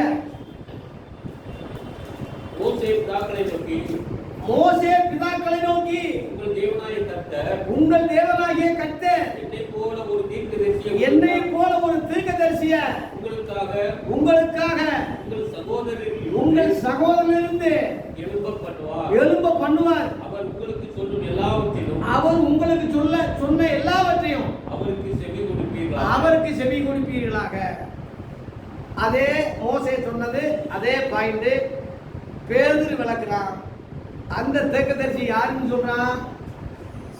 கடைசி வசனத்தை படிக்க. அதுலயே அந்த தீர்க்கதரிசிகளின் சொற்களாகவனாவோ அவன் ஜனத்திலிராதபடிக்கு நிர்மூலமாக்கப்படுவான் என்றால் சாமுவேல் முதற்கொண்டு எத்தனை பேர் தீர்க்க தரிசனம் சொன்னானோ அத்தனை பேரும் இந்த நாட்களை முன்னறிவித்தார்கள். எந்த நாளே? 1ஆம் நூற்றாண்டு இயேசு கிறிஸ்து பிறப்பினால் இயேசுவின் ஊழிய காலம். அதை அத்தனை பேரும் முன்னறிவிச்சாங்க. அத்தனை பேரை விட்டுட்டு இங்கதான் நீ வரணுமே தவிர அங்கேயே ஸ்டாப் ஆகி அங்கேயே சுத்திக்கிட்டு அங்கேயே நீ காலத்தை கழிக்க கூடாது ராஜா, இங்க வந்துடணும். இந்த நாளை தான் சொன்னாங்க. அப்புறம் நீங்கள் அந்த தீர்க்கதரிசிகளுக்கு புத்திரராய் இருக்கீங்க. நீங்க அந்த ஊழியக்காரங்களா இருந்ததெல்லாம் பிள்ளைகளா இருக்கீங்க. உன் சந்ததியினாலே பூமியில் உள்ள வம்சங்கள்லாம் ஆசீர்வதிக்கப்படும் ஆபிரகாமுக்கு சொன்னாரு. தேவன் ஆபிரகாமுக்கு அவர் சொல்லி நம்முடைய முன்னோர்களோட நம்முடைய சொல்றதெல்லாம் உங்களை என்னையும் சொல்ல நினைச்சுக்கிறாதீங்க. யூதர்களை பார்த்து அவன் சொல்றான். நாமெல்லாம் யூதர் இல்ல, உங்களுக்குன்னு அதை எடுத்துக்கிறாதீங்க. நம்முடைய முன்னோர்களுடைய பண்ணின உடன்படிக்கைக்கு புத்திரரா இருக்கிறீர்கள். அந்த உடன்படிக்கைக்கு நீங்க புத்திரரா இருக்கீங்க. ஆபிரகாம் தேவனும் ஈசாக்கின் தேவனும் யாக்கோபின் தேவனுக்கு அந்த வம்சத்துல இருக்கீங்க. இதை கேட்கிறவங்க நீங்களும் நானும் இல்ல, யூதர்களுக்கு சொல்லப்பட்டது அவங்க தான். அது அவங்க வம்சத்துல இயேசு கிறிஸ்து பிறந்து தேவன் முதலாவது அவரை உங்களிடத்துக்கே அனுப்பினார்.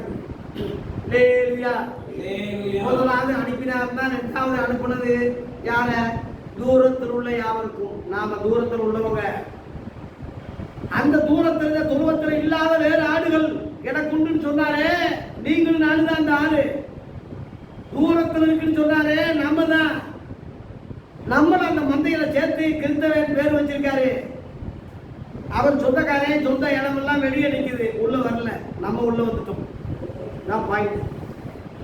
சொந்த ஜனமான யூதரை தள்ளி தூளையில் கிடந்த புறஜாதியாம் நம்மை மந்தையில் சேர்த்த பராவரன் தம்முடை பைந்தர்களாக்கின சந்தோஷத்திற்காக பாடி தூதி மனமே பரனை கொண்டாடி தூதி. அருமையான கீர்த்தனை பாட்டு, அருமையான பாட்டு. அதனால தேவ பிள்ளைகளே, பாட்டின் மூலமா கூட சத்தியங்கள் முன்னோர்கள் அறிவிச்சிருக்காங்க. அதை மட்டும் எடுத்துக்கங்க. இன்னொரு வகையில அவன் புரிதல் இல்லாம இருப்பான்.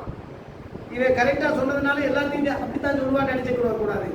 கரெக்ட் எதுவும் அதை பிடிச்சிக்க, சரியில்லாத விட்டுருக்கோம். ஆகவே இயேசு யூதர். இந்த வம்சத்தை பத்தி மோசே சொல்லல, தெரியாத உனக்கு. ஆகவே வெளியரங்கமாக இயேசு யூத குலத்தில் பிறந்தார்.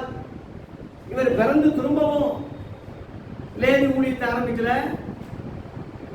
இவர் ஒரு சாக்கடை யூதா ஊழியத்தினா யூத ஊழியத்தையும் ஆரம்பிக்கல, எந்த ஊழியத்தையும் ஆரம்பிக்கல, அப்போஸ்தல ஊழியத்தை ஆரம்பிச்சார். அல்லேலூயா. அப்போஸ்தலர் என்றால் அனுப்பப்பட்டவர்னு அர்த்தம். அனுப்பப்பட்டவர் சொல்லும் போது முதல்ல அனுப்பப்பட்டவர் இயேசு கிறிஸ்துவா இருப்பதனால முதல் அப்போஸ்தலர் என்று இயேசு பெயர் பெறுங்க. எபிரேயர் 3:1 இருக்கு. அதனால் இப்படி இருக்க சகோதரரே, பரிசுத்த சகோதரரே, நாம் அறிக்கப்படுகிற அப்போஸ்தலரும் பிரதான ஆசாரியனுமா இருக்கிற கிறிஸ்து இயேசுவை கவனித்து பாருங்க இருக்கு. அதுல இயேசுவுக்கு 4 பேர் இருக்கு. கிறிஸ்து இருக்கு, இயேசு இருக்கு, பிரதான ஆசாரியன் இருக்கு, அப்போஸ்தலர் இருக்கு. அதனால இயேசு முதல் அப்போஸ்தலர். யோவான் 3:34 தேவனால் அனுப்பப்பட்டவர் தேவனுடைய வார்த்தைகளை பேசுகிறார். அல்லேலூயா. இயேசு தேவனாலே பரலோகத்திலிருந்து அனுப்பப்பட்டதாலே அவர் முதல் அப்போஸ்தலர். மற்ற ஊழியக்காரங்களாம் பூமியிலிருந்து ஊதிச்சதுனால இவங்களை இயேசுவோட இணைக்க முடியாது. அவர் வானத்திலிருந்து வந்த கர்த்தர், இவங்க பூமியிலிருந்து உண்டான மண்ணானவர்கள். இந்த மண்ணானவனை விட்டுட்டு வானத்திலிருந்து வந்த கர்த்தரை நம்ம பிடிக்கிறதுக்கு தான் கிறிஸ்தவர்கள் என்று பெயர் பெற்ற, உங்களுக்குள் இருக்கிறவர் சொல்லி பெயர் பெற்ற அப்போஸ்தல ஊழியத்தை உடைய புதிய ஏற்பாட்டு ஊழியர்கள். அல்லேலூயா. ரெண்டாவது பாயிண்ட், நேரத்தை கருதி நான் வேகமா போறேன். ரெண்டாவது பாயிண்ட், புது உடன்படிக்கை ஊழியர், புது உடன்படிக்கை உண்டானது, புதிய உடன்படிக்கை உண்டாச்சு. 8ஆம் அதிகாரம் எபிரேயர் 8 எடுங்க. ரொம்ப விளக்கம் கொடுக்க நேரம் இல்லாதனால வேகமா போறேன். புதிய ஏற்பாடு, அந்த புதிய உடன்படிக்கைன்னு சொந்த ரத்தத்தில் புது உடன்படிக்கைன்னு சொன்னாரே, அந்த ரத்தம் மிருகங்களுடைய ரத்தம் அல்ல, இயேசுவின் மாசற்ற பரிசுத்தமான ரத்தத்தினாலே உண்டானது. பழைய உடன்படிக்கை ரத்தம் மிருகங்களுடைய ரத்தம், புதிய உடன்படிக்கையின் ரத்தம் இயேசு கிறிஸ்துவுடைய சொந்த ரத்தம். அதனாலதான் பவுல் சொல்றான், சொந்த தேவன் தம்முடைய சுய ரத்தத்தினால உண்டான சபை மந்தைன்னு சொல்ற. சொந்த ரத்தம். எபிரேயர் 8:13 படிங்க. புது உடன்படிக்கை, புது உடன்படிக்கை என்று அவர் சொல்லி இருக்கிறதுனாலே, அவர் சொல்லி இருப்பதனாலே முந்தினதை பழமையாக்கினார். முந்தினதை பழமையாக்கினார். கவனிங்க, முந்தினதுன்னா பழைய ஏற்பாடு, பழைய உடன்படிக்கை, லேவி முறை. அது என்னாச்சு? பழசாயிடுச்சுயா, பழசாயிடுச்சு. 2025 வருஷம் என்னாச்சு? பழசாச்சு. 2026 வருஷம் புதுசாயிடுச்சு. இந்த புரிதல் இருக்குல்ல, அது மாதிரி பழைய ஏற்பாடுன்னே போட்டிருக்கேன் உங்க விளம்பர. பழசு புதிய ஏற்பாடு புதுசு. இப்ப இந்த கிறிஸ்தவ ஊழியம் புதுசு, பழைய ஏற்பாடு ஊழியம் பழசு, பழைய உடன்படிக்கை. புது உடன்படிக்கை என்னைக்கு சொன்னாரோ அன்னைக்கே அது பழசா போச்சுன்னு சொல்லி நான் சொல்லல, அப்போஸ்தலர் சொல்லிட்டாங்க. ஏத்துக்கிறான்டா, நீ என்னையா ஆளு, நீ என்ன ஊழியக்காரன், நான் என் சுய கருத்தை நீ எதுக்கலாம், விமர்சிக்கலாம், உனக்கு அதிகாரம் இருக்கு, ஏத்துக்கணும்னு அவசியம் இல்லை. ஆதி அப்போஸ்தலர் எழுதுனதை நீ ஏன் ஏத்துக்கிறாம இருக்க? நீ ஏன் அதுக்கு எதிராக நீ செயல்படுற? அவங்களை அனுப்புனது இயேசு இல்லையா? உங்களை ஏற்றுக்கொள்றேன், என்ன ஏற்றுக்கொள்றான்னு சொன்னது உங்களுக்கு தெரியலையா? உங்களை ஏற்றுக்கொள்ளாதவன என்னையோ ஏற்றுக்கொள்ளாதவன்னு சொன்னது உங்களுக்கு தெரியலையா? அப்ப அவன் வார்த்தையை நீ ஏத்துக்கிறான்டா, நீ இயேசுவை ஏத்துக்கிறதான அர்த்தம். நீ இயேசுவை ஏத்துக்கிறாதவன் நீ இயேசுவினுடைய பிள்ளை, நான் ஊழியர்னு சொன்னது கரெக்டா? அது நியாயமா? என்னை ஆண்டவரே ஆண்டவரேன்னு சொல்லியும் நான் சொல்றபடி நீங்க செய்யாம போவதுன்னு சொல்றாரு. லூக்கா 6:46 இருக்கு.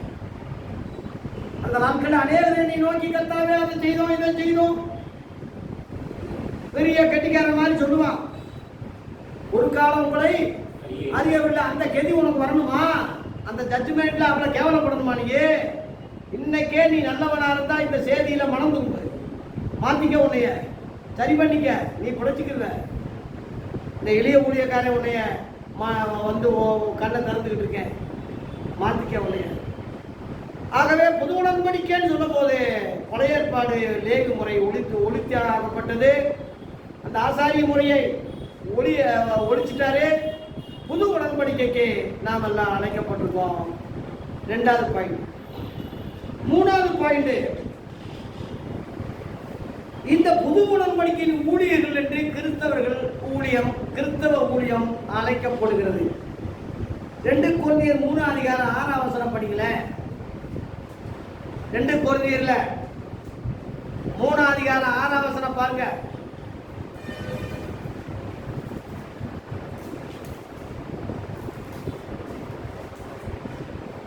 படிங்க. புதிய உடன்படிக்கையின் ஊழியக்காரராகும்படி அவரே எங்களை தகுதியுள்ளவராய் ஆக்கினார். இந்த ஊழியம் என்ன ஊழியம்? புது உடன்படிக்கையின் ஊழியம். அவரும் இல்ல, அவர்தான் எங்களை தகுதியுள்ளவராக்கினார். எங்களை தகுதியுள்ளவன் ஆக்கினது மோசே அல்ல, லேவி முறை அல்ல, பைபிள் காலேஜ் அல்ல, ஸ்தாபனம் அல்ல, எங்க பாஸ்டர் இல்ல. இன்னைக்கு உள்ளவன் அப்படித்தானே சொல்றான். ஆனா அவங்க என்ன சொன்னாங்க? அவரே எங்களை. மோசே கிடையாது, மோசே கிடையாதுன்னு சொல்ல அடுத்த வசனத்திலே இருக்கு, 7ஆம் வசனத்திலே இருக்கு. படிங்க, 7 படிங்க. அதுல எழுத்துக்களினால் எழுதப்பட்டு கற்களில் பதித்திருந்த மரணத்துக்கு ஏதுவான ஊழியத்தை செய்த மோசேயுடைய முகத்திலே மகிமின் பிரகாசம் உண்டாச்சு. மோசே அப்புறம் அந்த மாதிரி உண்டானதுனால அவன் முகத்தை மூடிக்கிட்டா இஸ்ரவேல் ஜனங்களும் எவனும் பார்க்கல.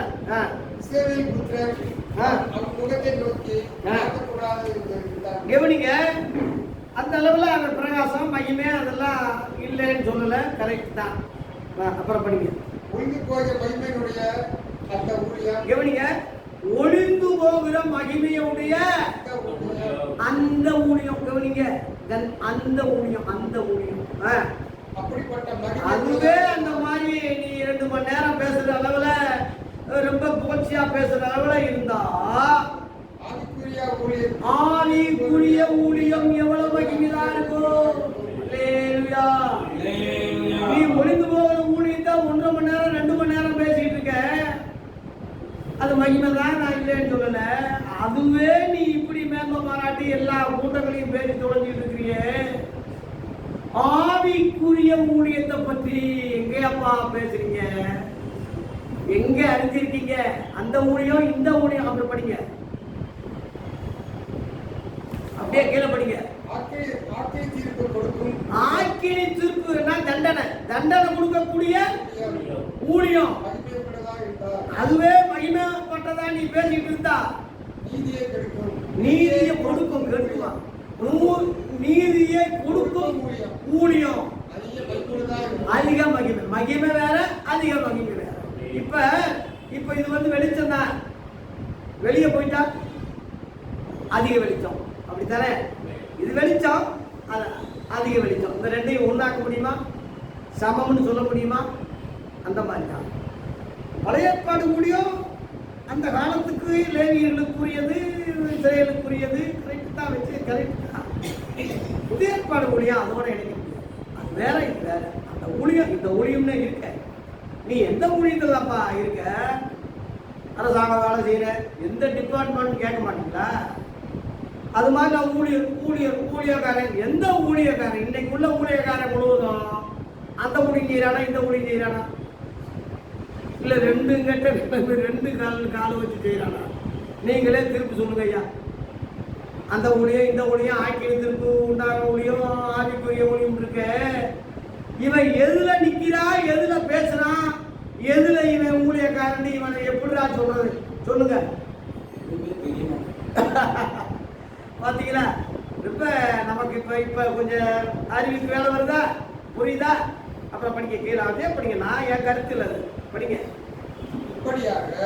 இப்படியாக மகிமைப்பட்டிருந்த அந்த ஊழியம் இந்த ஊழியத்துக்கு உண்டாயிருக்கிற சிறந்த மகிமைக்கு முன்பாக மகிமை, சிறந்த மகிமை, மகிமை, அதிக மகிமை. அந்த ஊழியம் இந்த ஊழியம், எழுத்தின்படி ஊழியம், ஆவிக்குரிய ஊழியம், தண்டனை கொடுக்கிற ஊழியம், நிலைச்சிருக்கிற ஊழியம். இந்த ரெண்டையும் பகுத்தறிக்கிறதுக்கு உனக்கு அறிவு இல்லையா, இல்லை அறிவு பத்தலையா, இல்லை அந்த வசனத்துல கூர்மையா நிதானிச்சு புரிய முடியலையா? நீ புரிஞ்சாதாண்டா மற்றவனுக்கு நீ புரிய வைப்ப, சொல்லுவ. உனக்கே ஒரு அளவும் தெரியாம போட்டு குழம்பிக்கிட்டு இருந்தீங்கன்னா மற்றவனை நீ எப்படி நடத்துவ? எப்படி நடத்துவ? அதான் இயேசு சொன்னாரு, எனக்கு முன்னே வந்தவங்க எல்லாரும் கண்ணரும் கொள்ளைக்காரர்களும் ஆடுகள் அவருக்கு செவி கொடுக்கல, நானே நல்ல மேய்ப்பன், என்னை என் வழியா வர்றவன் உள்ளும் புறமும் சென்று மேய்ச்சலை கண்டடிக்கிறான். வேறு வழியாக எழுதுகிறவன் கல்ல கொள்ளைக்காரன் சொல்லிட்டாரு. நீ என்ன விளக்கம் வேணும்? எனக்கு முன்னே வந்தவங்க நான் பழைய ஏற்பாட்டுக்காரன், வேறு வழியா வந்தவன் கல்ல கொள்ளைக்காரன், அது வேண்டாம், நானே நல்ல மேய்ப்பன் சொல்றாரு. நானும் சொல்றேன், நானேன்னா அவர் தான், வேற ஆள் இல்லை. எனக்கு முன்னே வந்தவரை சரியில்லைன்னா எனக்கு பின்னே வர்ற சாமனங்களும் ஊழியர்களும் என் பேரால உருவாக்குறவங்களும் நல்லவங்கன்னு சொன்னாரா? சொன்னாரா? அப்படி ஏதாவது ஆதாரம் இருக்கா? 15ஆம் நூற்றாண்டுக்கு பிறகு ஸ்தாபனங்கள் வரும். மார்ட்டின் லூத்தர் வருவாரு, பிஷப்பு வருவாங்க, போப்பு வருவாங்க, அவங்கெல்லாம் நல்லா தான் பேசுவாங்க. அப்படி சொல்றது எங்கேயாவது ஆதாரம் இருக்கா? அவருடைய ஆதி அப்போஸ்தலர் செலக்ட் பண்ணி யோவான் 17ஆம் அதிகாரத்தில் ஜெபம் பண்ணி அவங்களை அனுப்புனாரு. சகல ஜாதிகளுக்கும் பிரசங்கின்னு சொல்லி அனுப்புனாரு. அப்போஸ்தலர்னு பேரிட்டாரு. அவங்க தாயா அஸ்திவாரம் கோல் மாடல், அவங்க மேலதாயா ஊழியத்தையே கட்டணும். எபேசி 2:20 அப்போஸ்தலர் தீர்க்கதரிசிகளுடைய அஸ்திவாரத்தின் மேல் கட்டப்பட்டவர்களாய் இருக்கிறீர்கள், அதற்கு இயேசு கிறிஸ்து தாமே மூளைக்கல்லாய் இருக்கிறார். அவர் மேல் மாளிகை முழுவதும் இசைவாய் இணைக்கப்பட்டு கர்த்தருக்குள் பரிசுத்த ஆலயமாக எழும்புகிறது. நீ பரிசுத்த ஆலயம் நீ பேரை போடுறதுனால நீ பரிசுத்த ஆலயம் ஆக முடியாது. இங்க போட்டிருக்கு, அப்போஸ்தலர் உபதேசத்துல நீ கட்டப்பட்டிருக்கிறியா? உன் ஆலயம் அந்த உபதேசத்துல இருக்கா? அதான் பரிசுத்த ஆலயம் போட்டிருக்கு. கட்டப்பட்ட நீங்க, அவர் மேல் கட்டப்பட்ட நீங்களும் பரிசுத்த ஆலயமாக கூட்டி கட்டப்பட்டு வருகிறீர்கள். இன்னும் முடியல. ஆவியானவர் பெந்தேகோஸ்து நாள்ல இறங்கி கட்டிக்கிட்டு இருக்காரு, இன்ன வரைக்கும் கட்டிக்கிட்டே.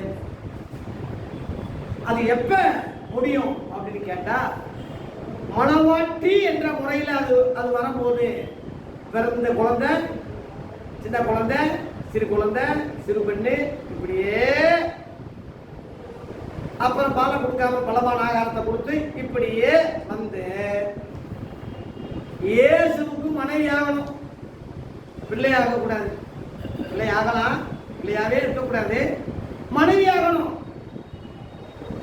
வெளிப்படுத்தின விசேஷம் 19:7 அவருடைய மனைவி தன்னை ஆயத்தம் பண்ணினார். அவருக்கு நீ மனைவி ஆகணும். அதுக்கு பேரு தான் மணவாட்டின்னு சொல்றோம், மணவாட்டி சபைன்னு சொல்றோம், பூரண வடிவுன்னு சொல்றோம். இப்ப அந்த சபை எங்க கட்டுறாரு? எங்க அந்த பூரண சபை இருக்குன்னு கேட்டா, இந்த உலகத்துல எங்கேயும். அப்போஸ்தலர்கள் என்ன சொல்றாங்க? எபிரேயர் 12:23 சொல்றாங்க, படிங்க.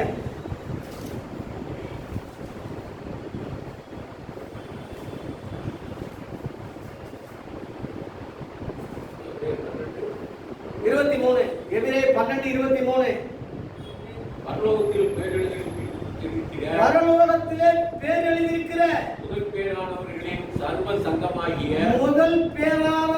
சர்வ சங்கமாகிய சபையின் இடத்திற்கும் பரலோகத்திலே பேர், அந்த பரலோகம் வார்த்தை அங்க வருது கவனிங்க. பரலோகத்திலே பேர் எழுதியிருக்கிற முதல் பேராக சர்வ சங்க சபை. சபை இப்ப எங்க இருக்கு? பரலோகத்தில் இருக்கு. சர்வ சங்கமா இருக்கு. முதல் பேரானவனா இருக்கு. பேர் எழுதப்பட்டதா இருக்கு. அதுக்கு தான் இயேசு லூக்கா 10:20 சொன்னாரு, உங்க பெயர்கள் பரலோகத்தில் எழுதுறதுக்காக சந்தோஷப்படுங்கன்னு சொன்னாரு. அல்லேலூயா. பூலோகத்துக்குரிய நிகழ்வுக்காக சந்தோஷப்படாதீங்க. ஒரு பாவியின் மனம் திரும்புவதில் எங்க சந்தோஷம் உண்டாகுது? பரலோகத்துல மிகுந்த சந்தோஷம். பரலோகத்தில் உங்க பேர் எழுதிருக்கு. அதான் பூரண வடிவுள்ள அங்க ஹெட் ஆபீஸ் சர்வ சங்கம் இருக்கு. தலைமை அங்க இருக்கு. அதான் இங்க போட்டிருக்கோம். தலைமையகம் எங்க? இங்க அதான் போட்டிருக்கோம். வேற எதையும் நமக்குன்னு எதுவும் கிடையாது. இன்னைக்குள்ள ஊழியர்களை கேளுங்க, ஐயா உங்க தலைமை எங்க இருக்கு? பெங்களூர்ல. ஐயா உங்க தலைமை சென்னையில் இருக்கு. உங்க தலைமை ஹைதராபாத் இருக்கு. உங்க நம்ம லண்டன் மிஷன் லண்டன்ல இருக்கோம். நாங்க அமெரிக்கா மிஷன். அடேங்கப்பா. அப்ப இன்னைக்கு அழிஞ்சு போற இந்த உலகத்தை தான் சொல்றான். அப்போ சொன்னாங்க, பூமியில் உள்ளவைகள் அல்ல மேலானவைகளையே நாடுங்கள். கொலோசியர் 3 இருக்கு 1-2. அந்த மேலானவைகளையே தேடுங்கள். பூமியில் உள்ளவைகள் அல்ல. அந்த மேலானது மேல இருக்கிறது தான் பரலோகம். அதுலதான் முதல் பேரு. அதுதான் முதல் சங்கம். முதல் பேரு அங்கதான். சர்வ சங்கம். ஐயா வெளியே போறாரா? சாப்பாடு ஐயா வாங்கிட்டு போங்க. தேவ பிள்ளைகளே, நம்முடைய குடியிருப்பு அதான் போட்டிருக்கு. நம்முடைய குடியிருப்போ பரலோகத்தில் இருக்கிறது. பிலிப்பியர் 3:20 போட்டிருக்கு. நம்முடைய குடியிருப்போ பரலோகத்தில் இருக்கிறது. அங்கே இருந்து கர்த்தராகிய இயேசு கிறிஸ்து ரட்சகர் வர எதிர்பார்த்துட்டு இருக்கிறோம் இருக்கு.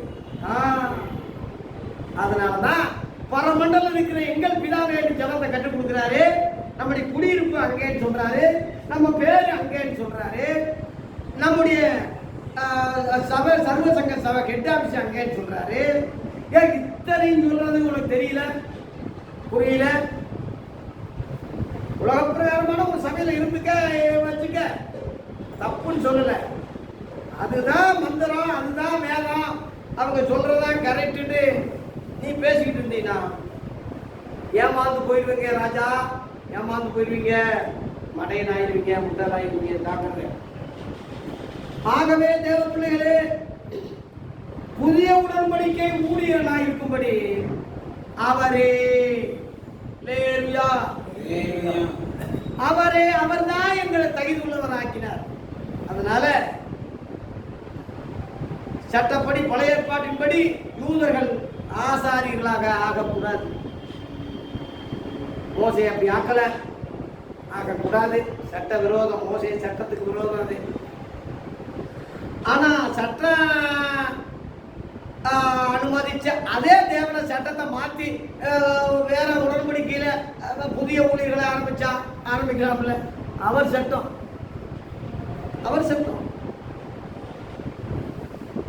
ஆமா.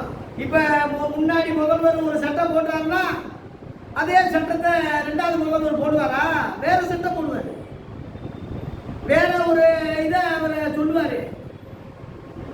அந்த மாதிரி பழைய ஏற்பாட்டில் உள்ளதே இங்கே சொல்லணும் இல்ல. இது வேற, அது வேற. அந்த ஊழியம் வேற, இந்த ஊழியம் வேற. அது பழைய ஏற்பாடு ஊழியம், இது புது உடன்படிக்கை புதிய ஏற்பாடு ஊழியம். இது வேற, அது வேற.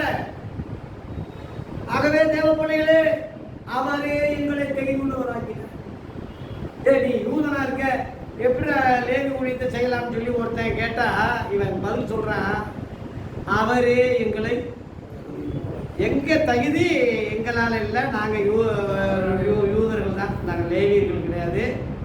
அந்த வம்சத்துல வந்தவங்க இல்லை, உண்மைதான். ஆனா எங்களை ஆக்குறது யாரு? இயேசு. அவரை போய் கேட்போம். யாரு அவர்கிட்ட போய் யாரு கேட்க முடியும்? வானத்திலேயும் பூமியில் சகல அதிகாரம் உண்டுன்னு சொன்னாரே, கடலை அதட்டுறாரு. அவரை போய் எவன்டாங்க உயிர் தெளிந்து உயிரோடையே இருக்கிறவரை போய் மேல இருந்து வர்றவரை போய் யாருக்கு என்ன கேள்வி கேட்க முடியும்? மோசே இப்படி செஞ்சுட்டா நீங்க என்ன கேட்க முடியுமா? ஏன் மோசே இயேசுவை கம்பேர் பண்ண முடியுமா? சமப்படுத்த முடியுமா? அதுக்கு தான் தேவன் சொன்னாரு, மோசே இருந்தாலும் எலியா இருந்தாலும் யாருக்கு சொல்லிக் கொடுக்க சொன்னாரு? மத்தேயு 17 அந்த மருவமலையில மோசே எலியா காணப்பட்டாங்க. 3 பேருக்கு நிறந்து செவி கொடுங்கன்னு சொல்லல. இவரே என்னுடைய நேசகுமாரன், இவர் மேலதான் நான் பிரியமா இருக்கேன், இவருக்கு செவி கொடுங்கள். மோசேக்கு செவி கொடுத்தது அன்னைக்கு. ஐயோ அன்னைக்கு எப்படி சொன்னீங்களா? அன்னைக்கு சொன்னேன், சரி, இன்னைக்கு நான் இப்படி சொல்றேன். அல்லேலூயா. அன்னைக்கு சொல்ற அதே வாய் தான் இன்னைக்கு இந்த வாய் சொல்லுது. அந்த வாய் வேற, இந்த வாய் வேற. அந்த வாய் வேற, இந்த வாய் வேற. சொன்னவர் ஒரே வாய் தான், ஒரே தேவன் தான். அன்னைக்கு மட்டும் நீங்க மோசேக்கு சொன்னீங்க, ஆமா, அவன் அது முடிஞ்சிருச்சு. இப்ப ஏன் நேசகுமாரன் அவன் மேல என்கிட்ட இருந்து மேல இருந்து அனுப்பியிருக்கேன். எல்லாரும் இந்த மேல இவரை தான் ஃபாலோ பண்ணணும், இவரை தான் நேசிக்கணும், இவரை தான் கீழ் பண்ணிக்கணும். இவர் சொன்னதெல்லாம் நான் சொல்லி கொடுத்தது. அப்படியே கூட்டாம குறைக்காம அப்படியே சொல்லியிருக்காரு, சொல்றாரு. அப்படி இவர் தான் என்னுடைய நேசகுமாரன், இவர் தான் எனக்கு முதல் பேரானவர், தெரிவித்தேன்னு தூதர்கள் யாருக்காவது எப்போதாயிலும் நான் சொல்லியிருக்கேன். சொல்லல இல்லை, இவர் தானே. இவருக்கு செவி கொடுங்க. உன் சாமணத்துக்கு செவி கொடுங்க, உன் தலைவருக்கு செவி கொடுங்க, உன் போப்புக்கு செவி கொடுங்க, உன் பெசலுக்கு செவி கொடுங்கன்னு சொல்லல கர்த்தர். சொல்லல. இவருக்கு இயேசுவுக்கு செவி கொடுங்க. மரியாதை அம்மா சொன்னாங்க, அவர் என்ன சொல்றாரோ அதன்படி செய்யுங்க. ஆட்சிக்காரர்களே, ரோமாபுரியில் உள்ள ஆசிரியர்களே, கத்தோலிக்காரர்களே, உங்க எல்லாருக்கும் அந்த அம்மா கணத்துக்குரியது உண்மையா இருந்தா, மரியாதை வாழ்கன்னு நீங்க போட்டது உண்மையா இருந்தா, எங்கள் தாயாண்டு நீ சொல்றது உண்மையா இருந்தா, அந்த அம்மா சொல்றா கேளு. பிஷப் சொல்றது கேட்காத, போப்பு சொல்றது கேட்காத, அந்த அம்மா சொல்றது கேளு. என்ன அந்த அம்மா என்ன சொல்லிச்சு உனக்கு? இயேசு என்ன சொன்னாரோ அதன்படி கேளுங்க. அல்லேலூயா. இயேசு அன்னைக்கு சொன்னார், இன்னைக்கு சொன்னாரா? இன்னைக்கு சொல்றேன். நீ அதுக்கு தானே எபிரேயர் 13:8 நீ படிக்கிறேன். இயேசு கிறிஸ்து நேற்றும் என்றும் என்றும் மாறாதவரா இருக்கிறேன், மரித்தேன், இதோ சதா காலங்களில் நான் உயிரோடு இருக்கிறேன். சதா காலம் கணக்கே இல்லை. முதல்வர் 5 வருஷம் ஆச்சு. இப்ப அதுவும் 6 மாசத்துல கவர்ந்துருன்னு சொல்லி பயமுறுத்துறாங்க. நிலையில்லாத ஆட்சியா என்ன கெதியாக போனோம்?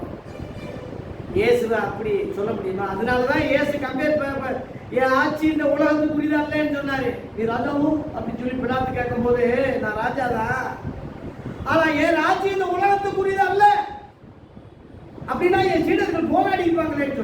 போராட்டம் நடத்துறது, விசில் நடத்துறது, கொடியை பிடிச்சி போடுறதெல்லாம் உலகத்தான். ஏன் சீசன் அப்படி செய்ய மாட்டான். நான் ராஜா தான், ஆனா என் ராஜ்யம் இப்ப இந்த உலகத்துக்கு நடந்துட்டு இருக்கேன். இது மாதிரி இல்லை. என்னுடைய ராஜ்யம் பரலோக ராஜ்யம். இந்த பூமியில 1000 வருஷம் அரசாட்சி நான் செய்ய போறேன். 5 வருஷம் இல்ல, 1000 வருஷம் அரசாட்சி செய்ய போறேன். ராஜாதி ராஜாவா இருக்க போறேன். அதிபதிகளுக்கெல்லாம் அதிபதியா இருக்க போறேன். என் ராஜ்யம் வேற.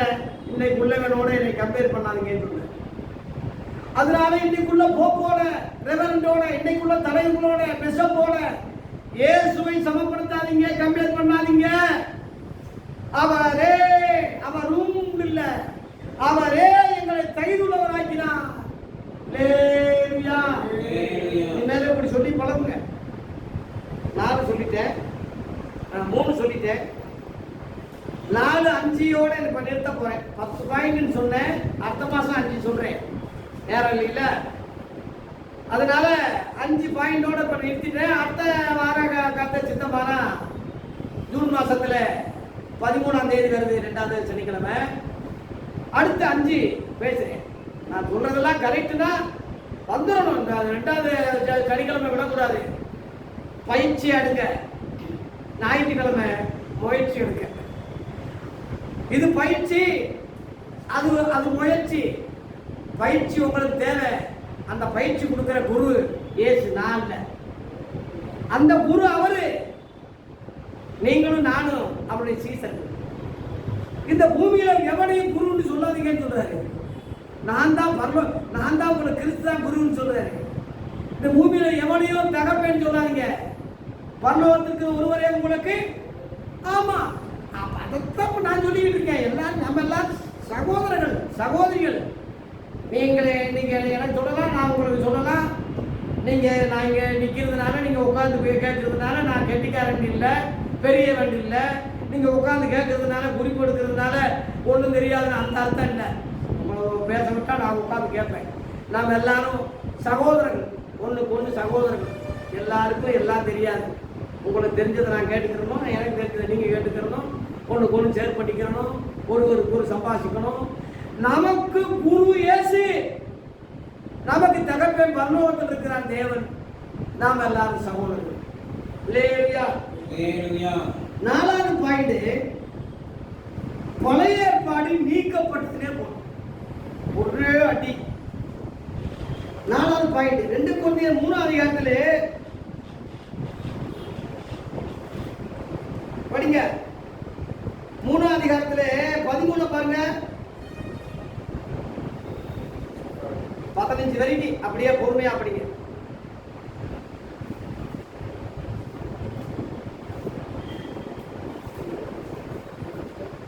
ரெண்டு கொரிந்தியர் 3 14 15 படிங்க. இவ்வளவு நேரமா ஊழியக்காரங்க, அவர்களுடைய மனது கடினப்பட்டது. இஸ்ரவேல் ஜனங்களுடைய மனது கடினப்பட்டு போச்சு. நான் வரைக்கும், இன்னைக்கு வரைக்கும் பழைய ஏற்பாடு வாசிக்கப்படுகிறது. அந்த வார்த்தை நான் சொல்லல, வேதாகமத்தில் இடம் பெற்றது சொல்றேன். பழைய ஏற்பாடு வாசிக்கப்படும் போது முக்காடு, அந்த முக்காடு நீங்காமல் இருக்கிறது. நீங்காம இருக்கு. பழைய ஏற்பாடு நீ வாசிச்சுட்டு புதிய ஏற்பாட்டுக்கு வராவிட்டா, பழைய ஏற்பாட்டிலேயே நின்னா நீ முக்காடுனா உருட்டு நாயின்னு அர்த்தம். அது கிறிஸ்துவினாலே நீக்கப்படுகிறது. அது அந்த முக்காடு, அந்த குருட்டு எங்க நீக்கப்படுது? கிறிஸ்துவினாலே. குமாரன் விடுதலை ஆக்கினார், மெய்யாகவே விடுதலையாவீர்கள். அந்த குருட்டு, அந்த முக்காடு யாரால் நீக்கப்பட்டது? அந்த முக்காடு பழைய ஏற்பாடு போட்டிருக்கல. அப்ப அந்த பழைய ஏற்பாடு முக்காடு யாரால நீக்கப்பட்டது? இயேசு கிறிஸ்துவால் நீக்கப்பட்டது. நம்ம ஒண்ணு உருவாக்கல, இயேசு செஞ்சதை நம்ம பலசாட்டிக்கிட்டு இருக்கோம், சொல்லிக்கிட்டு இருக்கோம். நான் இல்ல, நம்ம சொந்த கருத்தோ சொந்த டைட்டிலோ சொந்த விளக்கமோ அல்ல. அவர் சொன்ன காரியங்களை கூட புதுசா சொல்ற எனக்கு தெரியல, விளக்கமா இன்னும் விளக்கமா சொல்ற எனக்கு புரியல. தெரிஞ்சதை சொல்லிக்கிட்டு இருக்கேன். நீங்க என்னை விட அதிகமா சொல்லலாம், பேசலாம். அதனால தேவ பிள்ளைகளே, அந்த பழைய ஏற்பாடு, அந்த முக்காடு கிறிஸ்துவால நீக்கப்பட்டது. ஓ பிரசங்கத்துல நீக்கப்பட்டிருக்கா? ஓ சபையில நீக்கப்பட்டிருக்கா? ஏன் உன் புரிதல்ல அந்த நீக்கிட அது இருக்கா? அப்படி இல்லைன்னா தெரிஞ்சுக்க, தெரியாதவங்களுக்கு சொல்லு. இதுதான் உங்களுடைய சொல்ல வேண்டிய தாழ்மையான பணிவான கோரிக்கை. லேலுயா, அது கிறிஸ்துவால நீக்கப்பட்டது. நீக்கப்பட்டாச்சு. 15ஆம் வசனம் படிங்களா? மோசேயின் ஆகமங்கள், பழைய ஏற்பாடுதான் மோசேயின் ஆகமம் கிடையாதுன்னு அப்படி சொல்லிடக்கூடாதுன்னு தான் அங்க திரும்ப நான் வாசிக்க சொல்றேன். மோசேயின் ஆகமங்கள் வாசிக்கப்படும் போது இன்னைக்கு வரைக்கும் அந்த முக்காடு இருதயத்துல 2 கண்ணு இருக்கு. இந்த 2 கண்ணுல அந்த முக்காடு விழுந்துருச்சு. அதான் மனக்கண் குருடானது சொல்றது. இந்த குருட்டு அல்ல, இந்த குருட்டு இல்ல, இந்த குருட்டு மனக்கண்களை பிரகாசமுள்ள மனக்கண்களை கொடுக்க வேண்டும் என்று வேண்டிக் கொள்கிறேன்னு சொன்னாங்களே அப்போஸ்தலர்கள். இந்த கண்ணு குருடா போச்சு. ஏன் குருடா போச்சு? அதுக்கு நான் விளக்கம் சொல்றேன். ஏன் குருடா போச்சு? நம்ம இந்த சுவிசேஷத்தை இப்ப நம்ம சொல்லிக்கிட்டு இருக்கோம், கத்திக்கிட்டு இருக்கேன், இத்தனை வருஷம் பேசிக்கிட்டு இருக்கேன். எவனும் என்னை உற்சாகப்படுத்தல. ஐயா இங்க சொல்றத 1 லட்சக்கணக்கான மக்கள் மத்தியில் சொல்லுங்க, எவனும் கூப்பிடல. ஆயிரக்கணக்கான பெரிய ஊழியர் கூட்டத்தில் வாங்கய்யா சொல்லுங்க, யாரும் கூப்பிடல. ஏன்னா நான் சொல்றது நம்பல. நான் சொல்ற சுவிசேஷம் அவங்களுக்கு மறைபொருளா இருக்கு, முக்காடா இருக்கு, நம்பல. அதனால இதனுடைய விளைவு எனக்கு இல்லை, அவங்களுக்கு தான் ஆகும். இதனுடைய விளைவு என்ன? 2 கொரிந்தியர் 4:4 பாருங்க. 2 கொரிந்தியர் 4:4 இதனுடைய விளைவு என்ன? தேவனுடைய சாயலாயிருக்கிற கிறிஸ்துவுடைய மகிமையான சுவிசேஷத்தின் ஒளி. எவனிங்க? சுவிசேஷத்தின் ஒளி இன்னைக்குள்ள ஊழியக்காரன் முழுவதும் நம்மளை நம்பாதனால, ஏற்றுக்கொள்ளாதனால, அவிசுவாசமா அவன் இருப்பதனால அவங்களுக்கு பிரகாசமா அந்த மனக்கண்கள் இல்லாம போறதுனால அது போறதுக்காக இந்த உலகத்தின் பிசாசானவன் இதுதான் குருட்டு நாயின்னு நாய்களுக்கு எச்சரிக்கையாங்கன்னு சொல்றோம்ல. இந்த குருட்டு இந்த நாய் 2 சேர்த்தா என்னன்னு சொல்றோம். அதைத்தாயா சொல்றோம். நான் வையல அவனை வையல. நாய்களுக்கு எச்சரிக்கையாங்கன்னு படிக்கலையா நீங்க? பரிசுத்தமானது நாய்களுக்கு கூடாதீங்கன்னு நீங்க படிக்கலையா? நாய்கள்லாம் புறம்பே இருப்பாங்க நீங்க படிக்கலையா? கக்கினது நாய் திங்கும்னு நீங்க படிக்கிறது இல்லையா? நான் நாயின்னு சொல்றேன்னா உரைக்கட்டும்னு தான் சொல்றேன். நானா சுயமா சொல்லலை. அதனால அவன் மனக்கண்கள் குருடாக்கப்பட்ட குருட்டு நாய்களாக அவன் இருப்பதனால, குருடா போனதுனால, மனக்கண்களை முக்காடு விழுந்ததுனால இந்த 2க்குள்ள வித்தியாசம் அவனுக்கு தெரியாது. நம்ம சொன்னாலும் விளங்காது, சொன்னாலும் புரியல. இவ்வளவு கத்திக்கிட்டு இருக்கோம், இவ்வளவு கதறிக்கிட்டு இருக்கோம். காது உள்ளவன் கேட்கட்டும், புத்தி உள்ளவன் கேட்கட்டும், ஞானம் உள்ளவன் அதை விளைவிக்கிறட்டும். இப்படி சொன்னார்ல, அவங்கள பிறக்கி எடுக்க வேண்டியது இருக்கு. அவங்க தான் நீங்க நான். அவங்க அதோட இன்னும் முழு அடையில, இன்னும் வளர்ந்துட்டே போகணும். அஞ்சாவதாக சொல்லி முடிக்கிறேன். 10 பாயிண்ட், அடுத்த 5 பாயிண்ட் ஜூன் மாசத்துல சொல்றேன், 13ஆம் தேதி. இன்னைக்கு 5ஆவதாக நேரத்தை கருதி நான் முடிக்க போறேன். 5வது பாயிண்ட் என்னன்னா, 2 எஜமான்களுக்கு ஊழியம் செய்யாதீங்கன்னு சொல்லி 2க்கும் கால் வைக்காதீங்கன்னு சொல்றேன். மத்தேயு 6:24 படிங்க. மத்தேயு 6:24 படிங்க. மலை பிரசங்கம். அது மலை பிரசங்கத்திலே இயேசு தம்முடைய சீசர்கள் ஊழியக்காரங்களுக்கு தான், தம்முடைய சீசர்கள் தான் பின்னாடி அப்போஸ்தலர்களா மாறினாங்க. அவங்களுக்கு அவர் வாயை திறந்து உபதேசத்தை சொன்னது என்னவென்றால் அவங்களுக்கு தான் சொன்னார், தவிர பொதுமக்களுக்கு சொல்லலை. எல்லா மக்களுக்கும் கேட்டிருக்கு, அவங்களுக்கு சொல்லலை.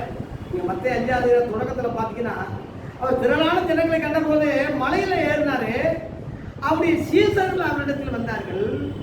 அப்பொழுது வாயை திறந்த உபதேசம் சொன்னது என்னவென்றால், அதான் 5ஆம் அதிகாரம் மலை பிரசங்கம். அவருடைய சீடர்களுக்கு அவங்க தான் பின்னாடி அப்போஸ்தலர்களா மாறினாங்க. அவங்களுக்கு சொல்லப்பட்ட விளக்கம் மத்தேயு 5ஆம் அதிகாரம், 6ஆம் அதிகாரம், 7ஆம் அதிகாரம், இந்த 3 அதிகாரம். அதுக்கு பிறகுதான் மலையிலிருந்து இறங்குறாரு கீழே. அப்புறம் ஜனங்க அடிவாரத்தில் இருந்த மலை அடிவாரத்தில் இருந்தவங்க பின்னாடியே போறாங்க.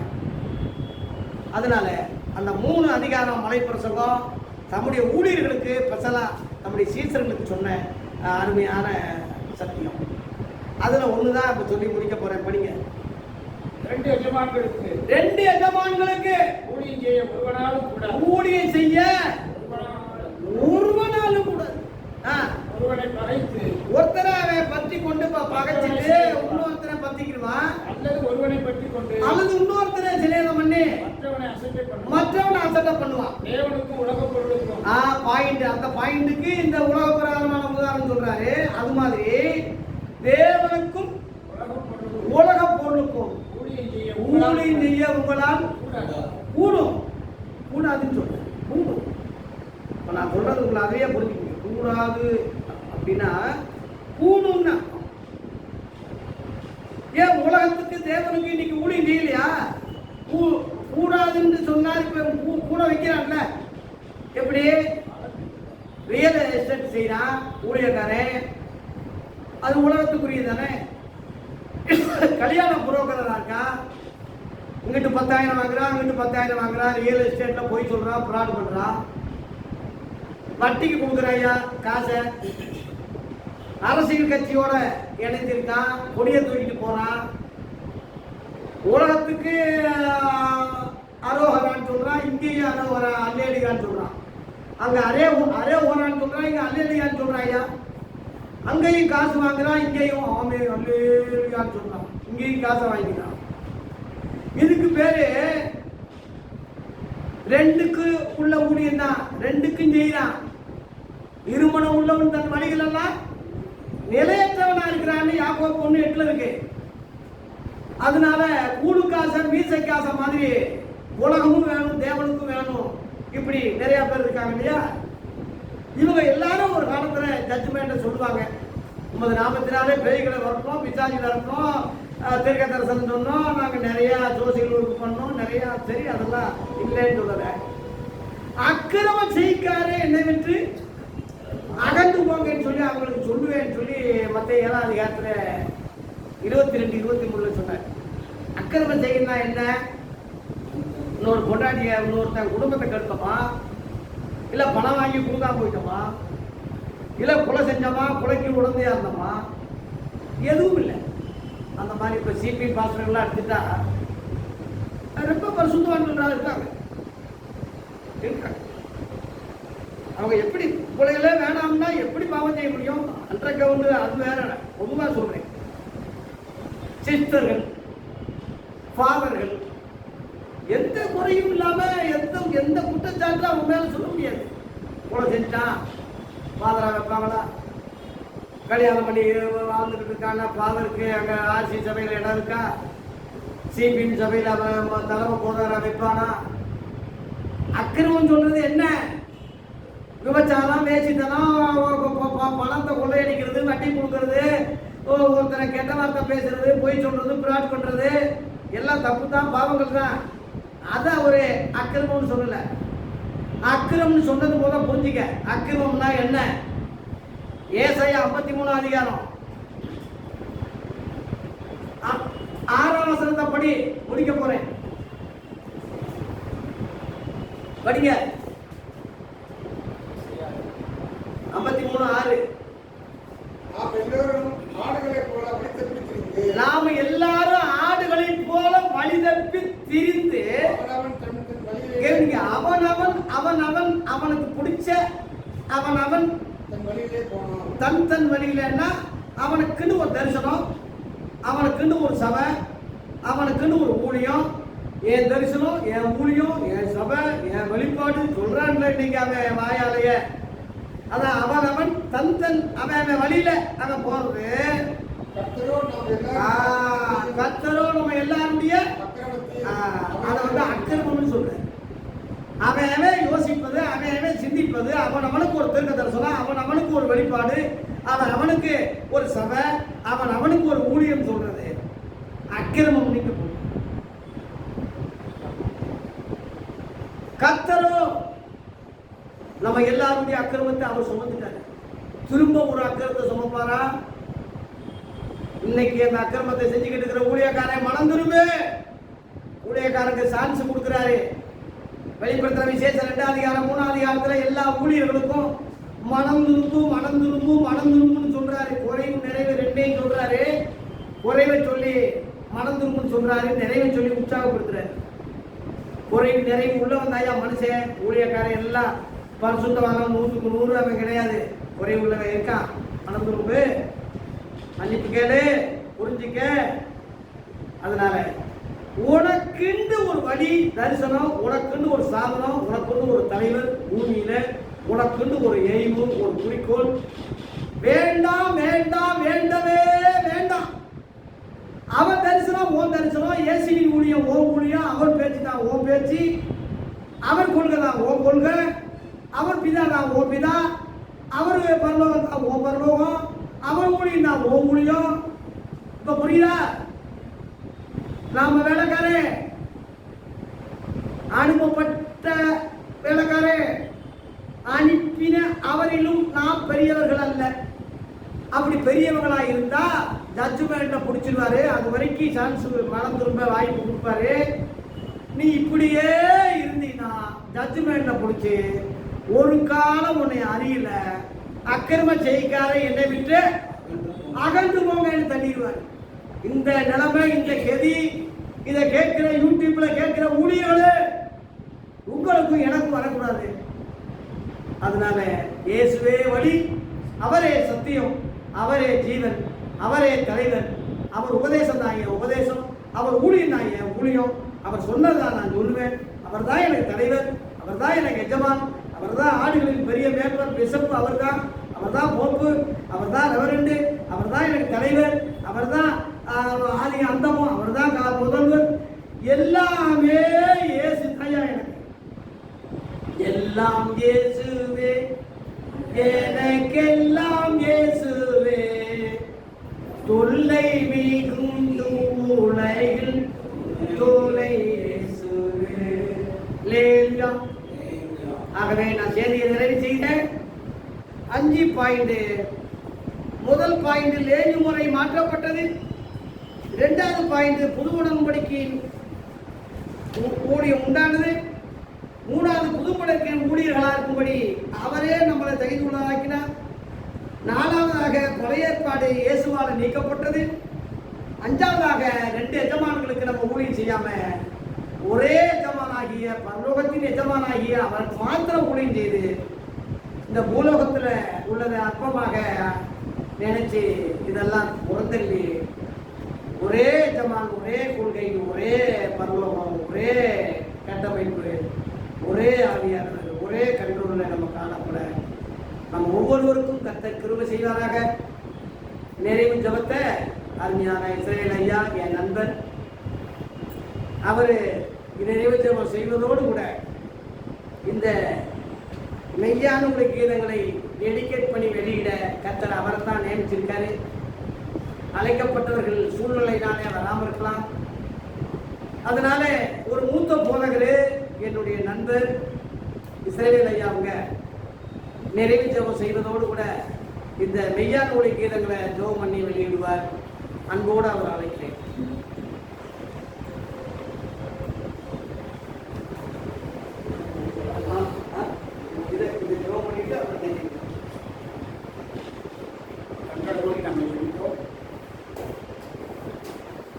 தேவனுடைய நாமத்தை பாட்டினாலே துணிந்து சோத்திரத்தினாலே மகிமைப்படுத்துகிறேன்.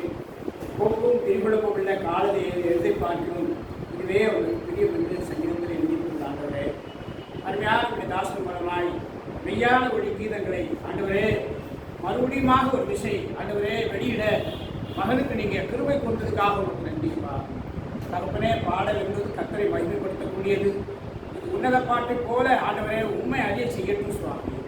ஆண்டவரே, மாத்திரமல்லப்பா, அவர்கள் சோத்திர பாட்டை பாடின பின்பு ஆண்டவரே பாடுபடுகிறதுக்காக ஆண்டவரே இயேசு கிறிஸ்து கலந்து போனார் என்று நாங்கள் வாசிக்கிறோம்ப்பா.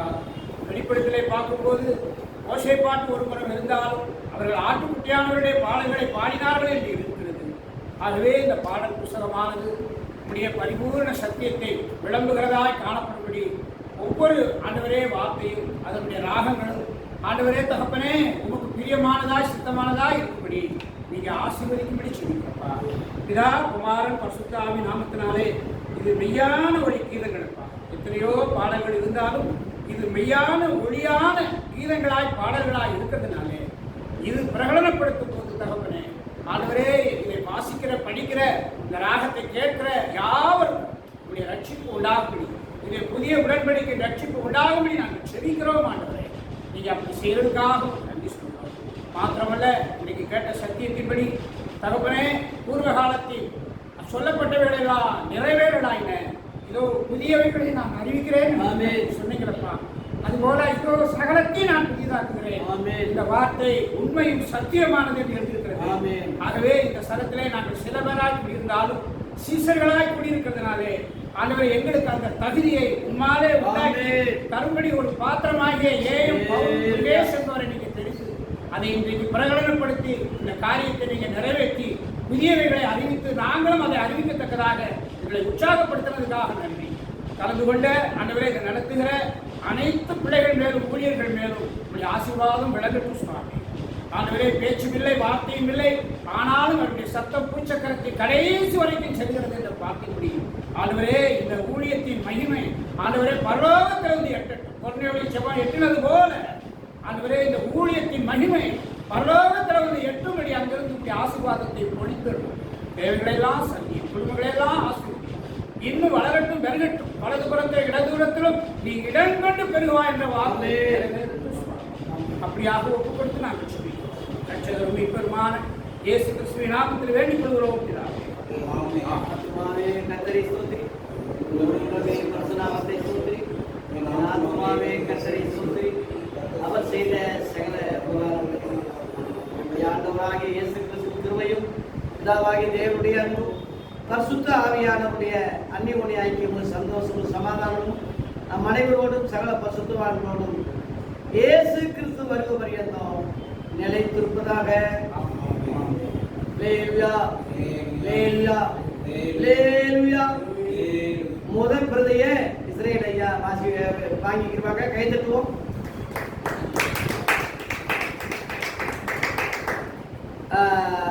இரண்டாவது நம்ம ஜான் ரவீந்திரநாத் ஐயா அவர் வாங்கி கொண்டு அவர் கையாலே எல்லாருக்கும் இலவசமா இந்த புத்தகத்தை கொடுப்பார். எல்லாரும் கரங்களை தட்டுவோம்.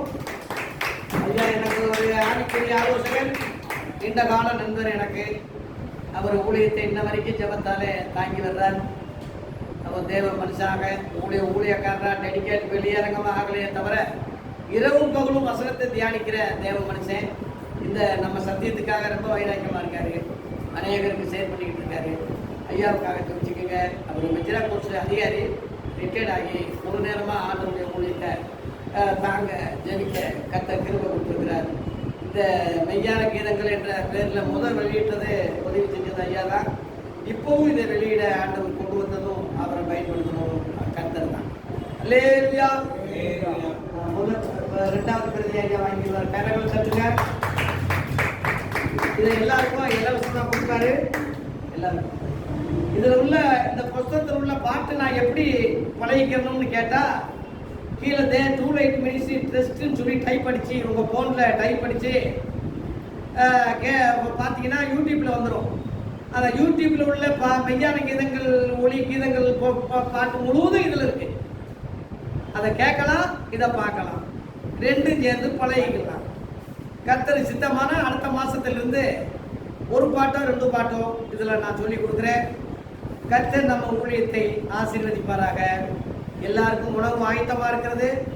எல்லாரும் வாங்கி கொண்டு போங்க.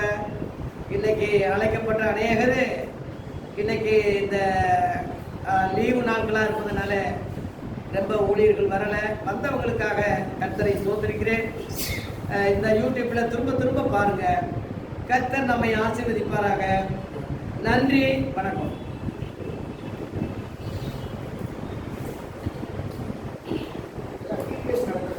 ஆமாம், அதுக்காக தான் வரல.